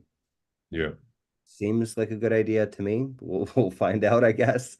Pray for me. But I think I don't know, I feel pretty confident in it. I feel pretty good about this. You know? Bro, VIX has been about 12 and a half this past couple of days. So just keep that in mind. It's been pretty smooth. So, well, we are, kind of rooting for you, and I hope it works so we can copy the same thing. But hopefully. Well, honestly, what I'm thinking after this whole session that we did today, I kind of want to put my money into this other thing. Like this seems way more appealing. But like if this actually is true, 450% a year, like holy shit, like I'm definitely down for that. Yeah, and you barely, I mean, you trade 1/3 of the time, and which is fine. I mean, why do you want to trade so often and then keep, having those drawdowns? You just trade the right time, and that's why not? Yeah. It seems like it makes a lot of sense to me too. So Yeah, and I think this actually would be pretty good on the PDT rule too, because it's like it's trading less often anyways, right? Which is good. I was gonna say that it's good for under 25K. Right. Yeah, well, what I just did is I set up another IRA account on Tradier. So I'm gonna now transfer money over into that too. So I want to have one account that's like 10K and another account that I showed you guys that's like 28K. And I want to actually attempt to run that Condor Martingale in that smaller account, like a 10K account or something, and I can let you guys know if it works for me. Right. What happens if I violate the PD2 rule? Do they like shut down my account? Like, what are the consequences? You're locked out. I'm locked You out. can't open any trades. You can only close trades. Yeah, you can only close trades for I think it's 90 days or maybe indefinitely. I'm not sure. Okay. For But, Fidelity, yeah, I violated it was 90 days. Okay. You had a 90-day. Until you top the count up over 25K. Okay. So if I do violate it, I could just put in more money and I'll be okay. Yeah, the PDT rule Yeah. is it applies if you have margin, then you must have 25K in liquid assets in the account, either things that you hold or cash. Yeah, I'm aware of the P2 rule, but I'm wondering what happens if I violate it. Right? Like, what are the consequences of violating If it? you violate the PDT rule, most brokers will give you a one-time courtesy account reset. So you'd have to talk to the risk department, but usually they'll only do that once for you. Okay. All right. So they'll give you a freebie. Yeah. Okay. So I mean, I could try that out, right? I could put in 10K into an account, run the Condor Martingale on it with we set it up so that we can actually use the multi-leg, right? I'll run it with multi-leg, which I don't think violates PDT, right? Because I buy it and then it expires the next day, right? So I'm not day trading, I don't think, right? Yeah, I don't think that's day trading. I really don't, right? The reason That's not day trade. It's not round trip in the same day. right. Yeah, no, that's not day trading if you let it expire. That's not a day trade. Right. So I think that's fine.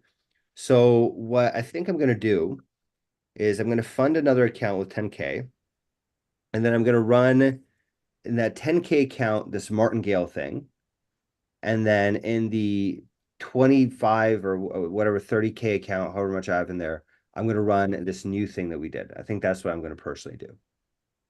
I guess to get that set up pretty soon. That way, Are you going to have, is this going to be a cash account or a margin account? So why do you need the margin? so it's going to be a rollover IRA account. So you can't use margin, right? Or you can? You can, yeah, you could do up to level 3 with a rollover IRA. So my question is, why do you why do you need to use margin in the account? Because we're doing condors. Condors need Uh-huh. condors need And so what's the so that's one of the things my question is about what is the so how do we calculate, how do we know how much margin we're using when we look at when we size the trade? I think it's wing size is the thing. So you go wing size times 100 times the number of contracts. I think that's what it is. Actually, I was wondering about that too, by the way. We can actually do the math here. So I'm wondering if we're taking on too much margin. So let's say here, we started off, we did, yeah, sold and bought, right? This is, okay. So let's say here, 24 contracts. I think we have a wing size of 2. There's a butterfly actually. So this is strike 416. And then this is a 416 and then a 402. Why are there 2 puts here? Let me actually zoom in a little further. So I actually want to calculate just the margin that we're doing here. 423, 416, 409. So 16 minus 9, that's a 7. 16 plus 7 is 23. Okay, so we have 7 contracts, or sorry, wing size of 7. So we'll go 7 times 100 times 24 contracts. So 16,800 is the amount of margin that we're using in this particular trade right here. And this is a 35K account. So that 48, this could actually be higher if you think about it that way. 48% to trade. We could set this to just like 90. Why not, right? I guess our volatility will go through the roof. We'll definitely have bigger drawdowns and all that. But if we really want to optimize the returns on it, maybe that's the way to do it. Does that answer your question? Does that make sense? Jim?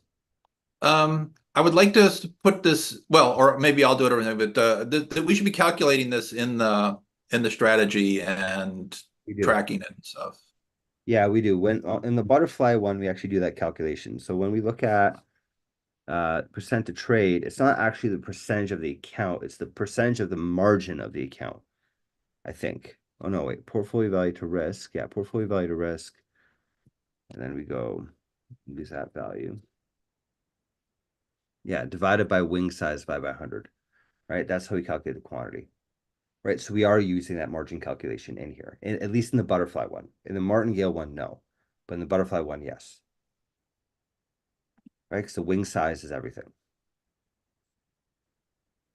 Hey, Robert, send me that main.py file for the martingale because I'm not getting good backtesting results from that May 2nd code. Sure, I could send you that. I have it in Replit.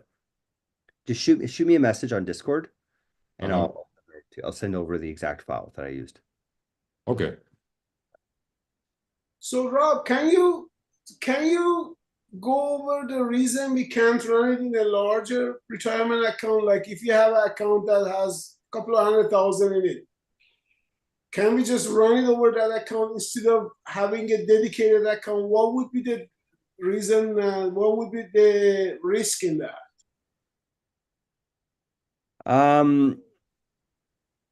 So you mean, so instead of having a dedicated account for this strategy, you want to run this in your larger account?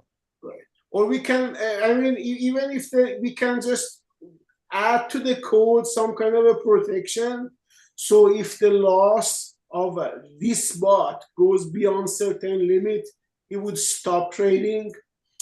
So kind of make the bot itself like an account, like put some protective measures in it to make sure that it won't go and kill the account. you know, Right. Instead of just going and opening all these accounts and trying to run everything in these accounts. Is that something we can think about maybe for as a mini project in the future? I would strongly suggest not to run this in a main, like in a bigger account. I would very strongly suggest to have a dedicated account just for this, right? Because because it's like, think about it like this way, right? Like there's strange consequences that can happen. One of them, for example, is this mechanism here. It's looking for anything with SPY and it's just going to sell it. So if you have this in a main account and you're holding on to SPY in your main account, it will just keep selling it, right? So it's like it's going to be messing that up. And there's all sorts of other weird things that could be happening in that code, right? So I would very strongly recommend that you have at least a dedicated account just for this, right? Like I wouldn't run this in a larger account, definitely not. And then in terms of making it stop automatically, I mean,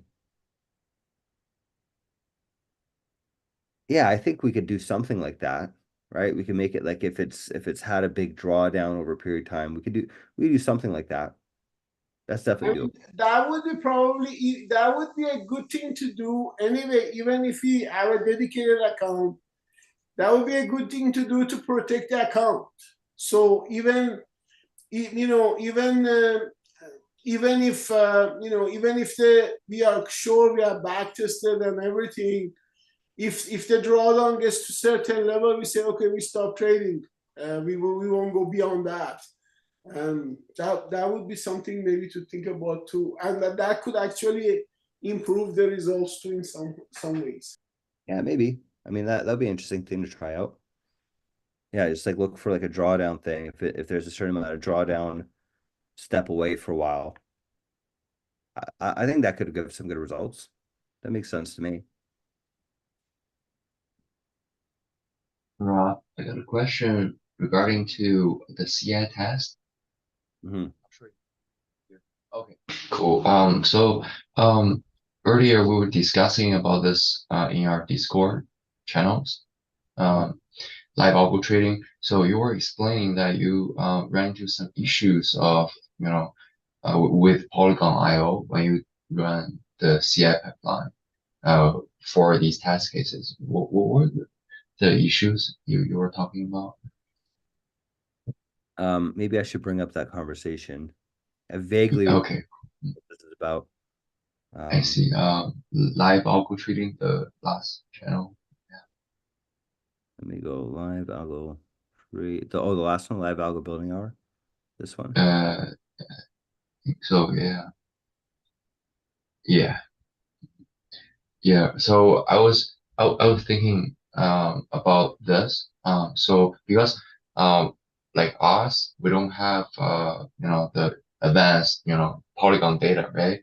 So can we run the backtest on your server where those data are already cached onto your local server? Um, so in that case, if we push a branch and it triggers a CI pipeline, the CI pipeline can run the script with our customized parameters, right? When it runs with customer parameter, it can, you know, free us to do longer duration, tests. And we don't have to necessarily deal with the Polygon IO because the data used for tests are already, cached on your server. Let's say. Yeah, when it comes to Polygon data, they're quite strict about this. And like they've actually given me like a lot of crap about this in the past. They wanted to charge me like $3,000 a month or something like that Because, for a business data feed. And the only reason why I'm able to pay just $300 a month is because I'm using this for like my own purposes, like an education kind of yeah, month, right? yeah. But as soon as like, if you're trying to use the data in that fashion, then that would basically open me up to a lawsuit against Polygon, which that would not be good. So that's kind of Okay. um technical reasons. There's other things too, but that's kind of like the main thing. Like if you want to run, use my API keys to run this stuff, like that'll get me in a lot of trouble. I understand that. That's because if you distribute your API keys to a lot of different people to run these tests at different IP locations, then Polygon IO will consider different users using the same API key. That's illegal, right? That's not right. But if everybody being running these CI tests on your server, then it is gonna be like you running these tests all the time, right? That's still something that's frowned upon. They still wouldn't like that either, right? Because that's like Oh. again, it's a business use case in that way. Then there other people are using data like that. Like not only is it Polygon that could come after me for that, but it's also the people actually made the data. And really, those are the guys that are really the problem. What are those guys called again? Bots or whatever the heck they're called. Well, there's different ones, depending on which particular data you're talking about. Right. But that does raise a question. What for the jobs that run on GitHub, is it re-downloading all the data for every test, or is there caching for the data? As far as I know, it's re-downloading every time. Yeah. I mean, if we were going to try and use the caching data, use the cache files to speed up the tests and stuff like that. I mean, that would be the place that we would do it if we did it. But yeah, it's not about being caught. It's about at least for me, I am a strict observer of all of the contracts, laws, and regulations that I interact with. Yeah. And the terms of the Polygon license on having the personal non-professional license is very explicit. You can't share, that's why they tried to get Robert to pay $1 gazillion for just sharing this information, because it actually without that without that concession, he would have to have a professional, a business license. Yeah, exactly. Understood. Okay. I would prefer not to get sued. Let's put it that way. No. They are quite strict about this. They have come after people like this before. So this wouldn't be, and they brought this up specifically to me. Like I actually had to get on the phone call with them and convince them otherwise, because they wanted to start charging me like a crazy amount of money for this.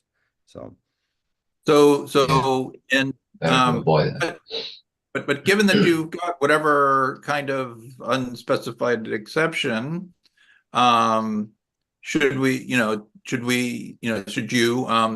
set up the bot so that it does run the caching on the test jobs? Because I mean, we probably do want to re-download from time to time, but for most of the jobs, unless it's about the caching specifically, we would rather use the cache data for like rerunning back tests and stuff. Yeah, Fast, right? That's code. I think in that situation, what would be better is to make mock data. That is true, but right now it is running, especially particularly on the Polygon, it is using using your API key. Yeah, it is. It is. When it comes to that, it's an open source project, whatever. I don't think that's much of an issue. Maybe, I hope not, right? Well, caching the data is almost worse, right? Because if you cache the data, then you're like holding on to this data, whatever. That's like even more of a violation. Well, it's unclear. So I am not, I am not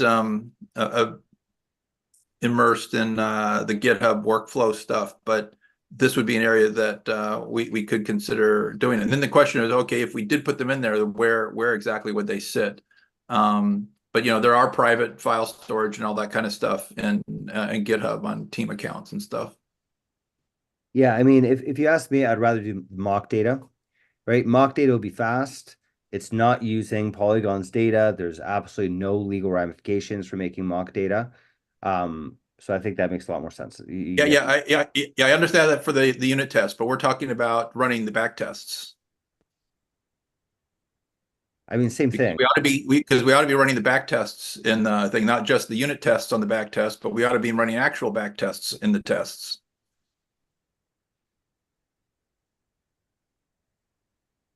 Yeah. It's getting late. We don't have to. Default. I was just yeah. But yeah, the solution is to buy Polygon accounts. This is really our current best data provider. Like I said, I was all hustling to build an alpaca thing when I thought we were going to get unlimited alpaca options data, but that's not how it works. Yeah, it makes sense. But so yeah, I just applied for Tradier, so I guess I'm gonna have all the brokers. Too. It's easy to get an account with them, you know. It's especially if you say a cash account, they don't ask them any questions. Well, that's the thing is I went ahead and clicked on margin because it seemed like you were using margin for all this stuff, but it's like, yeah, do I, I think my interactive brokers when I set it up without margin, but the Tradier when I asked for margin. So we'll see. Well, the margin's easy to come by. Actually, interactive brokers wasn't persuaded by my claim of options experience. I have to go take their online course if I want to get options.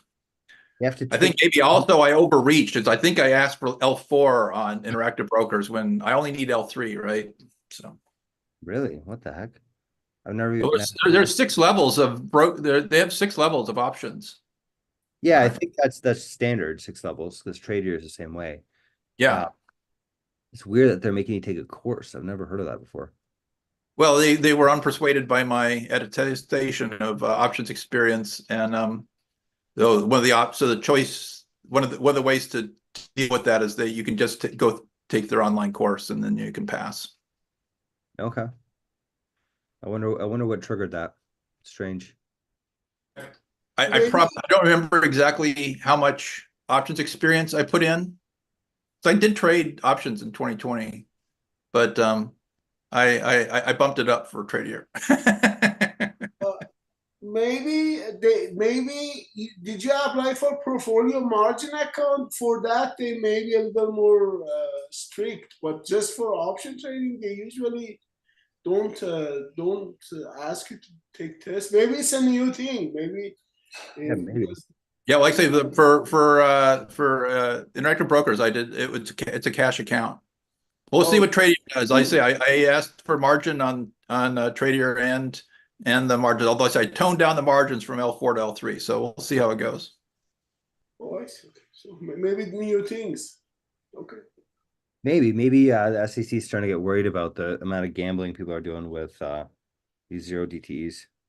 Yeah, well, you saw that's well, that was the thing from a couple weeks from the GameStop deal, right? The guy flat out said, "Yeah, I don't want retail traders playing these high volatility stocks. It's gambling. That's reserved for the rich guys." Yeah, which is also kind of silly too, right? It's not, well, silly is one word, hypocritical, corrupt, evil. There's a lot of adjectives you could apply. Yeah. I mean, okay, so I agree and to some extent because like honestly, like I was on Twitter, for example, right? And there's for some reason people on Twitter they're like crazy about GameStop and like there's always like comments like would you hold it if it hit 1,000 per share, which right now it's at like 20, 30, 50, something like that. And someone unironically posted that he would hold until $3,000 a share. And I write to him and I'm like, haha, it's a funny joke. And he writes back to me and he's like, oh yeah, your bot account or something, stupid nonsense like that. I'm like, there's not a bot account. I'm like, honestly, good luck to you, but I pray for your, the value of the rest of your life. Like that is not a good idea. Like they're legitimately gambling, right? So I think, I mean, whether it's corrupt or not, maybe it is corrupt to some degree, but in some ways it's also protecting these people because that is quite stupid. You know what I mean? Like Protecting them from what? They're not being protected. I mean, anyhow, we don't have to get into Yeah. again. It's getting late, but no, they're not what they're protecting is the right of the oligarchy on Wall Street to ensure that the most profitable game in town is reserved to them, and that people of ordinary means and of youth do not participate. Of course, not a problem for me, but I understand that there's legit injustice. I used to, as a recovering Ayn Rand objectivist, as so common disease of teenage high IQ boys, I was, equally radical on the other side, but I've had enough life experience to understand, no, the system is purposely and consciously corrupt in this way. Yeah, maybe. That's America. This is how we do things here. That's Yeah. why we have the highest gun death rate in the whole fucking world, and they want more. Oh, And man. guess what? Do you know the war on drugs and the drugs being illegal is unconstitutional? We know this because it required a constitutional amendment to ban alcohol, and then they got unbanned. And they say, we still want to ban substances that are used by non-white people of poverty means. We want to make sure we can send them in jail. And we're going to do it even though we don't have the constitutional authority, which, again, as we see right now with the SEC, the way they're prosecuting a lot of this crypto stuff, even to the point of being find criminal actions in these some of these court cases. So that's why the head of the lady crypto thing, forget her name, she resigned last week, but they're putting another one in just like with the same policies. But yeah, they've gotten way out there, flat up illegal, unconstitutional. They don't have jurisdiction. It's not a security, blah blah blah. So, Yeah. Well, those are. but I'm sticking with I'll go trade on Wall Street on the stocks, and say for me options is the wild stuff. You all got me all getting radical into thinking I'm going to do options, even I don't know shit about them. Well, maybe that makes you study and learn it, so that would be to your advantage, right? Well, I at the end of the day I punch buttons. Numbers come and go. If it works, it works. If I don't understand, yeah. If it's profitable and I understand, great. If it's profitable and I don't understand, that's still great. Okay. Yeah. Profit's the same. Yeah, exactly. Whatever makes money, I guess, right? Speaking of which, this is a longer bag test of that whole situation. I think this is very interesting. Like, look, up until it's still doing quite well, I guess, right? But it wasn't until this point right here that seemed to like have this really major kink. When did zero DTE options become a thing? Well, they started in the end of 2022, right? But you can see zero DTE options on SPY become possible. I wonder if that's the reason why this has become so profitable.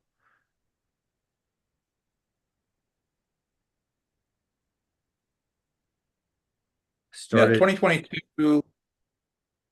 So late 2022, so somewhere around here. And I guess it became more popular. Like I'm starting to think that the reason why this strategy is so profitable is because of all the people on the other side that are using zero DTEs to gamble. Or gamble. More liquidity. Yeah, it got more liquid. So that's the reason. Yeah, liquidity, or they're just willing to pay more for them. Volume.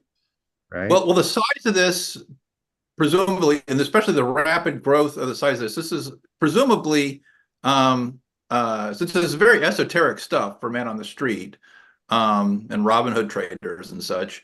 What you're talking about is algos. These are hedge funds, and so yeah.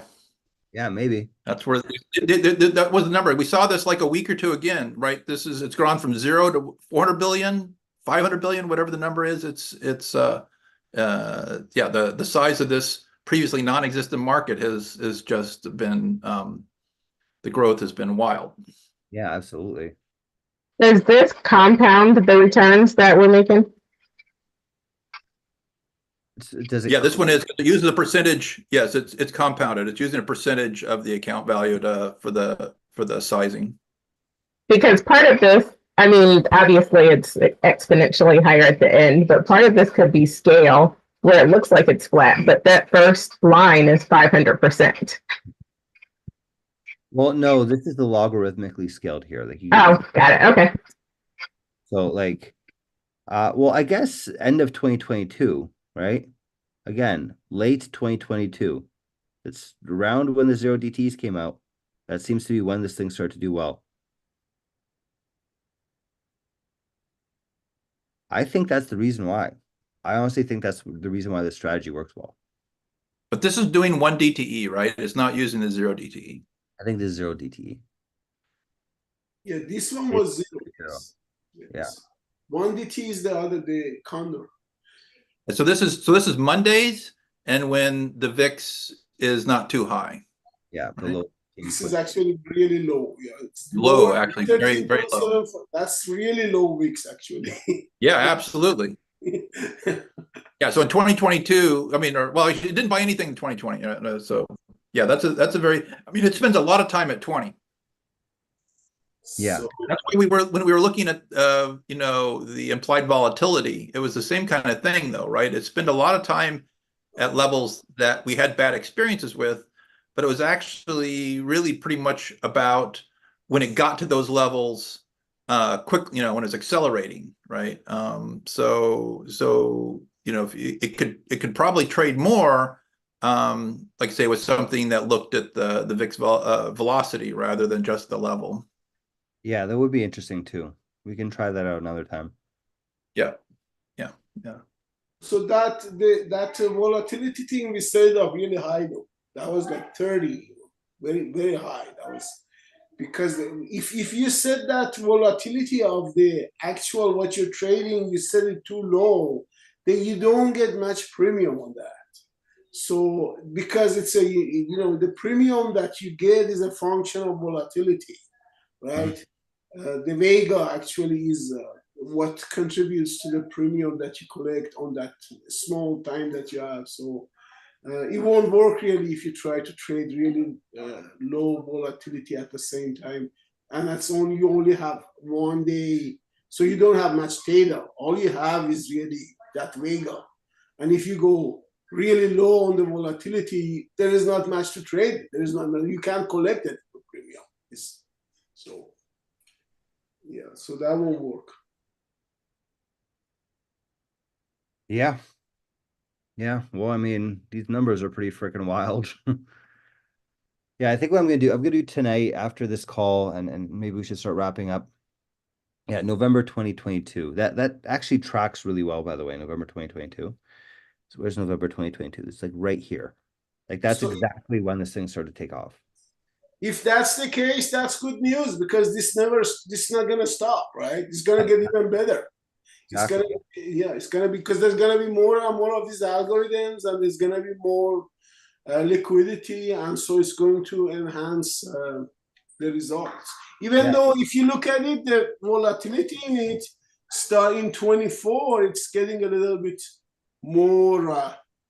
It's going a little crazier. So. But in 23, it's done really smooth. It's gone up really smooth. So yeah. So yeah. So I wonder if it makes sense. I mean, if this thing was back tested, from 22, maybe this is the more appropriate back test because this is actually it's a regime change, right? Because we now have this new thing called 0 DTE options that started around this time. So maybe this is the more realistic expectation. It's the 450%.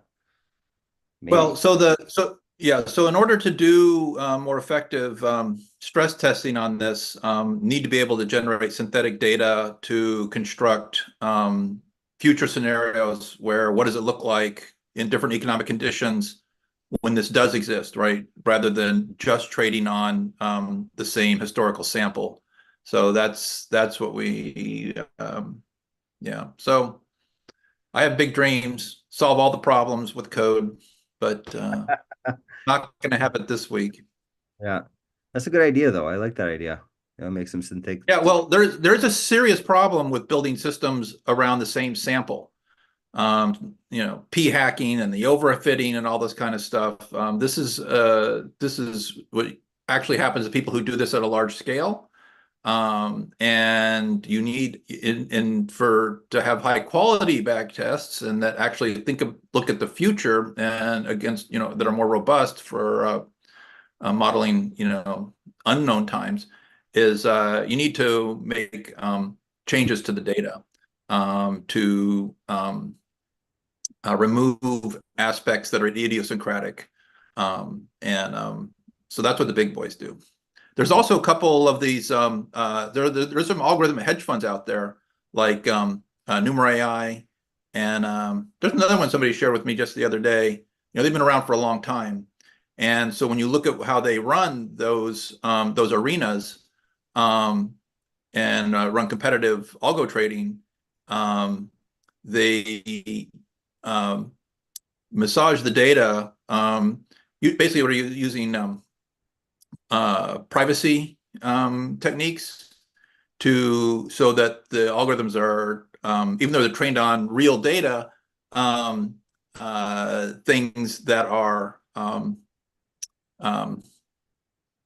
you could say that can be idiosyncratic to historical things, those are removed and hidden. So the algorithms, you don't say, oh yeah, so there's a spy, but that isn't what it's called, this kind of thing, right? So yeah, that's we're still at kind of an early stage here on the development of the code here. Yeah.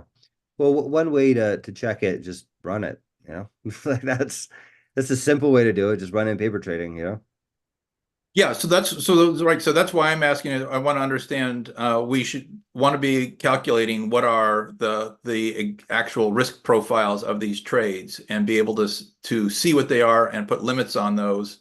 And like Ali was saying, we want to be able to put on guardrails and circuit breakers, because it's more, if especially with margin and all this leverage and multipliers, if you got you could have a massive loss that wipes out the whole thing, and it's not going to recover, right? So yeah, we want to know. I want to be able to understand exactly, calculate exactly what the risk is before the trades are made, and be able to set my personal limits.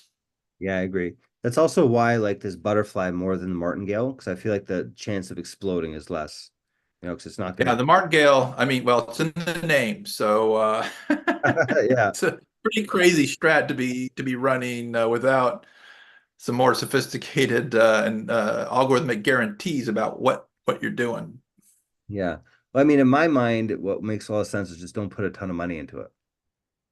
Right? Like I wouldn't do that with my life savings. I think that's incredibly reckless and stupid. You know what I mean? But to do it with a less amount of money, like for me, putting in 10K, like what if a 10K account blew up, I wouldn't be happy, but it's not like the end of the world for me.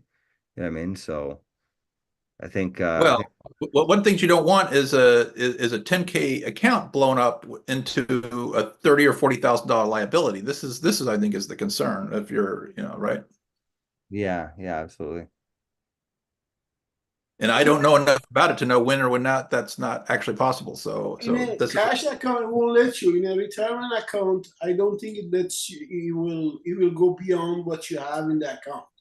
You could just blow the account to zero. I mean, who wants to do that anyway? I mean, if you have 10K, you don't want it to go to zero. Definitely, you don't want it to go. Yeah, that's These things, the problem. It can go. Yeah, I mean the value in retirement account. But if you have cash account, you cannot do spread. You cannot do butterfly or anything because that requires spread, require margin. Right. Yeah, you got that. Yeah, that's true. It has to be a margin. Yeah. Okay. Hey, I got a question. You talked about the 10K account, but I thought you had to have like 25K for like a options for you trading daily. Well, I mean, that's the debate, right? Like I actually want to test that out because the Condor Martingale, I don't think is day trading. I'm quite sure it's not because it's only buying and then holding to expiry. So how Okay, is that day trading?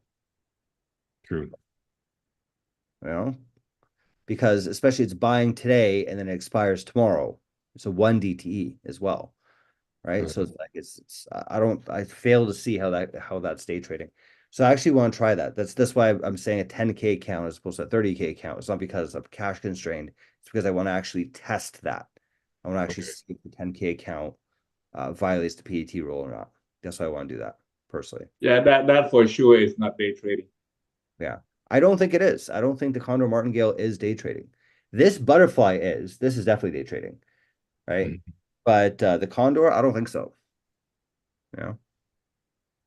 And I think with these modifications to the butterfly, I don't even know if this is violating a PDT rule either, because we're only trading Mondays and very low vol days. I guess if you have low volatility the whole week, maybe you would violate it, right? But I guess it would actually in that situation. But I think we'd still modify this thing to not be day trading. But yeah, the Condor Martingale, I don't think it is. As far as everything that I understand about day trading with options, it is not day trading.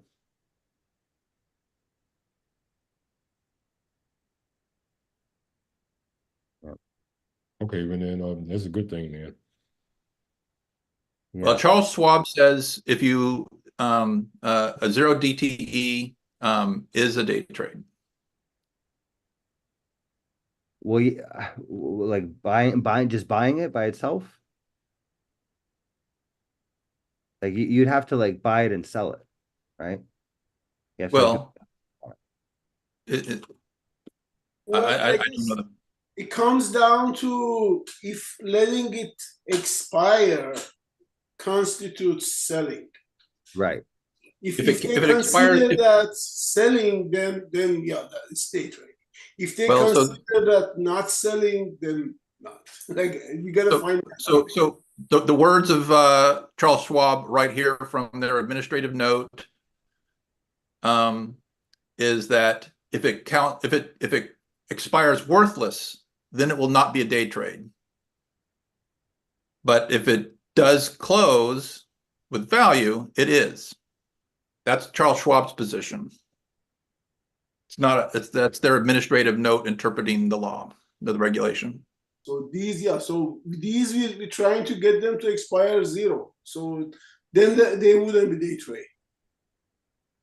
So here's what If you close them, then they won't be zero. They will be very small amount. So that would be day trade.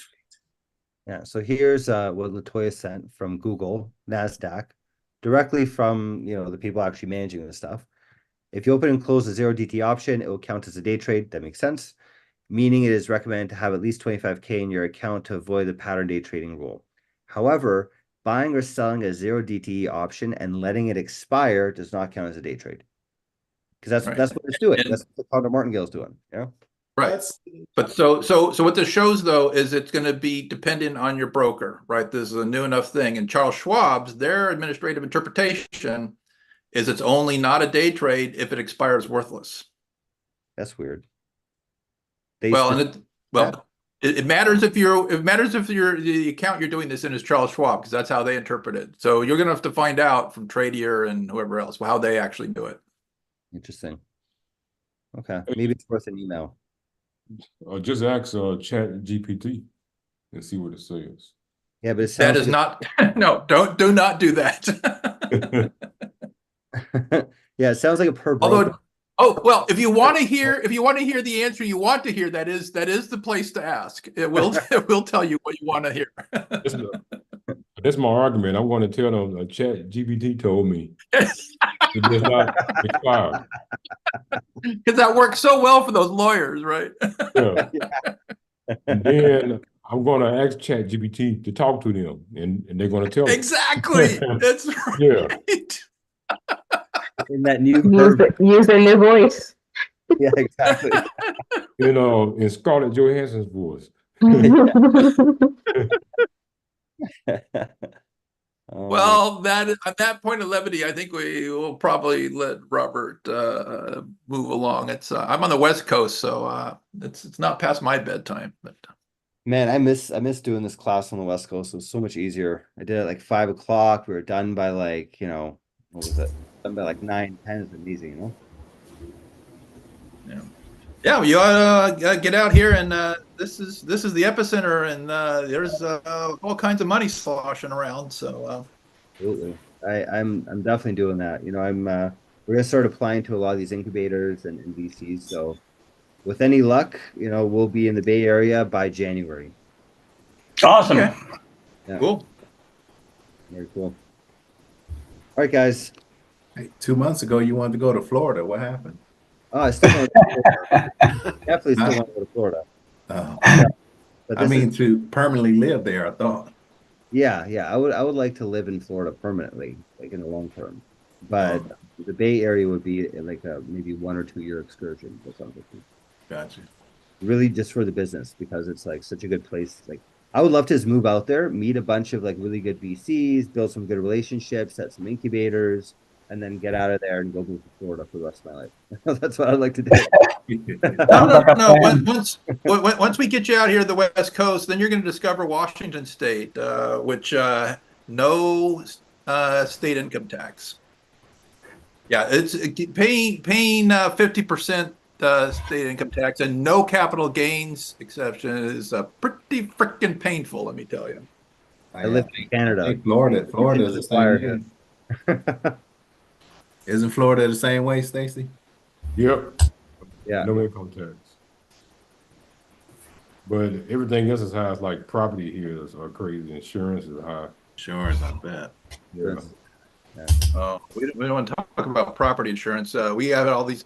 They thanks to PG&E, they set all these towns on fire, burned up all these communities, and killed all these people. And so all the property insurers, especially for manufactured housing, to say, heck no, we don't care where you are. We ain't insuring that stuff. It's just going to burn. That makes sense. Yeah, the insurance rates are pretty crazy here. Yeah. But I know, like now, here in Florida, it's hot already because tomorrow is supposed to get up to like 94, 95 tomorrow. So that is hot. Yeah. That is very hot. Yeah, I mean, for me, my ideal situation would be I live in Toronto over the summertime, and I live in Florida over the wintertime. I do the snowbird thing. That is my perfect situation to live in. I mean, that does sound pretty good. Pretty good. Yeah. I got a friend who lives in Florida, and he's constantly sending me, look at this piece of property. It's so cheap. You ought to come out here. Compared to the Bay Area, especially, absolutely. Bay Area is ridiculous. Yeah, I mean, that's nuts. Okay, all right. All right. I gotta go. Good night, everyone. Take care, guys. Thank you. Appreciate it, Robert. Thanks, Rob. Bye, guys.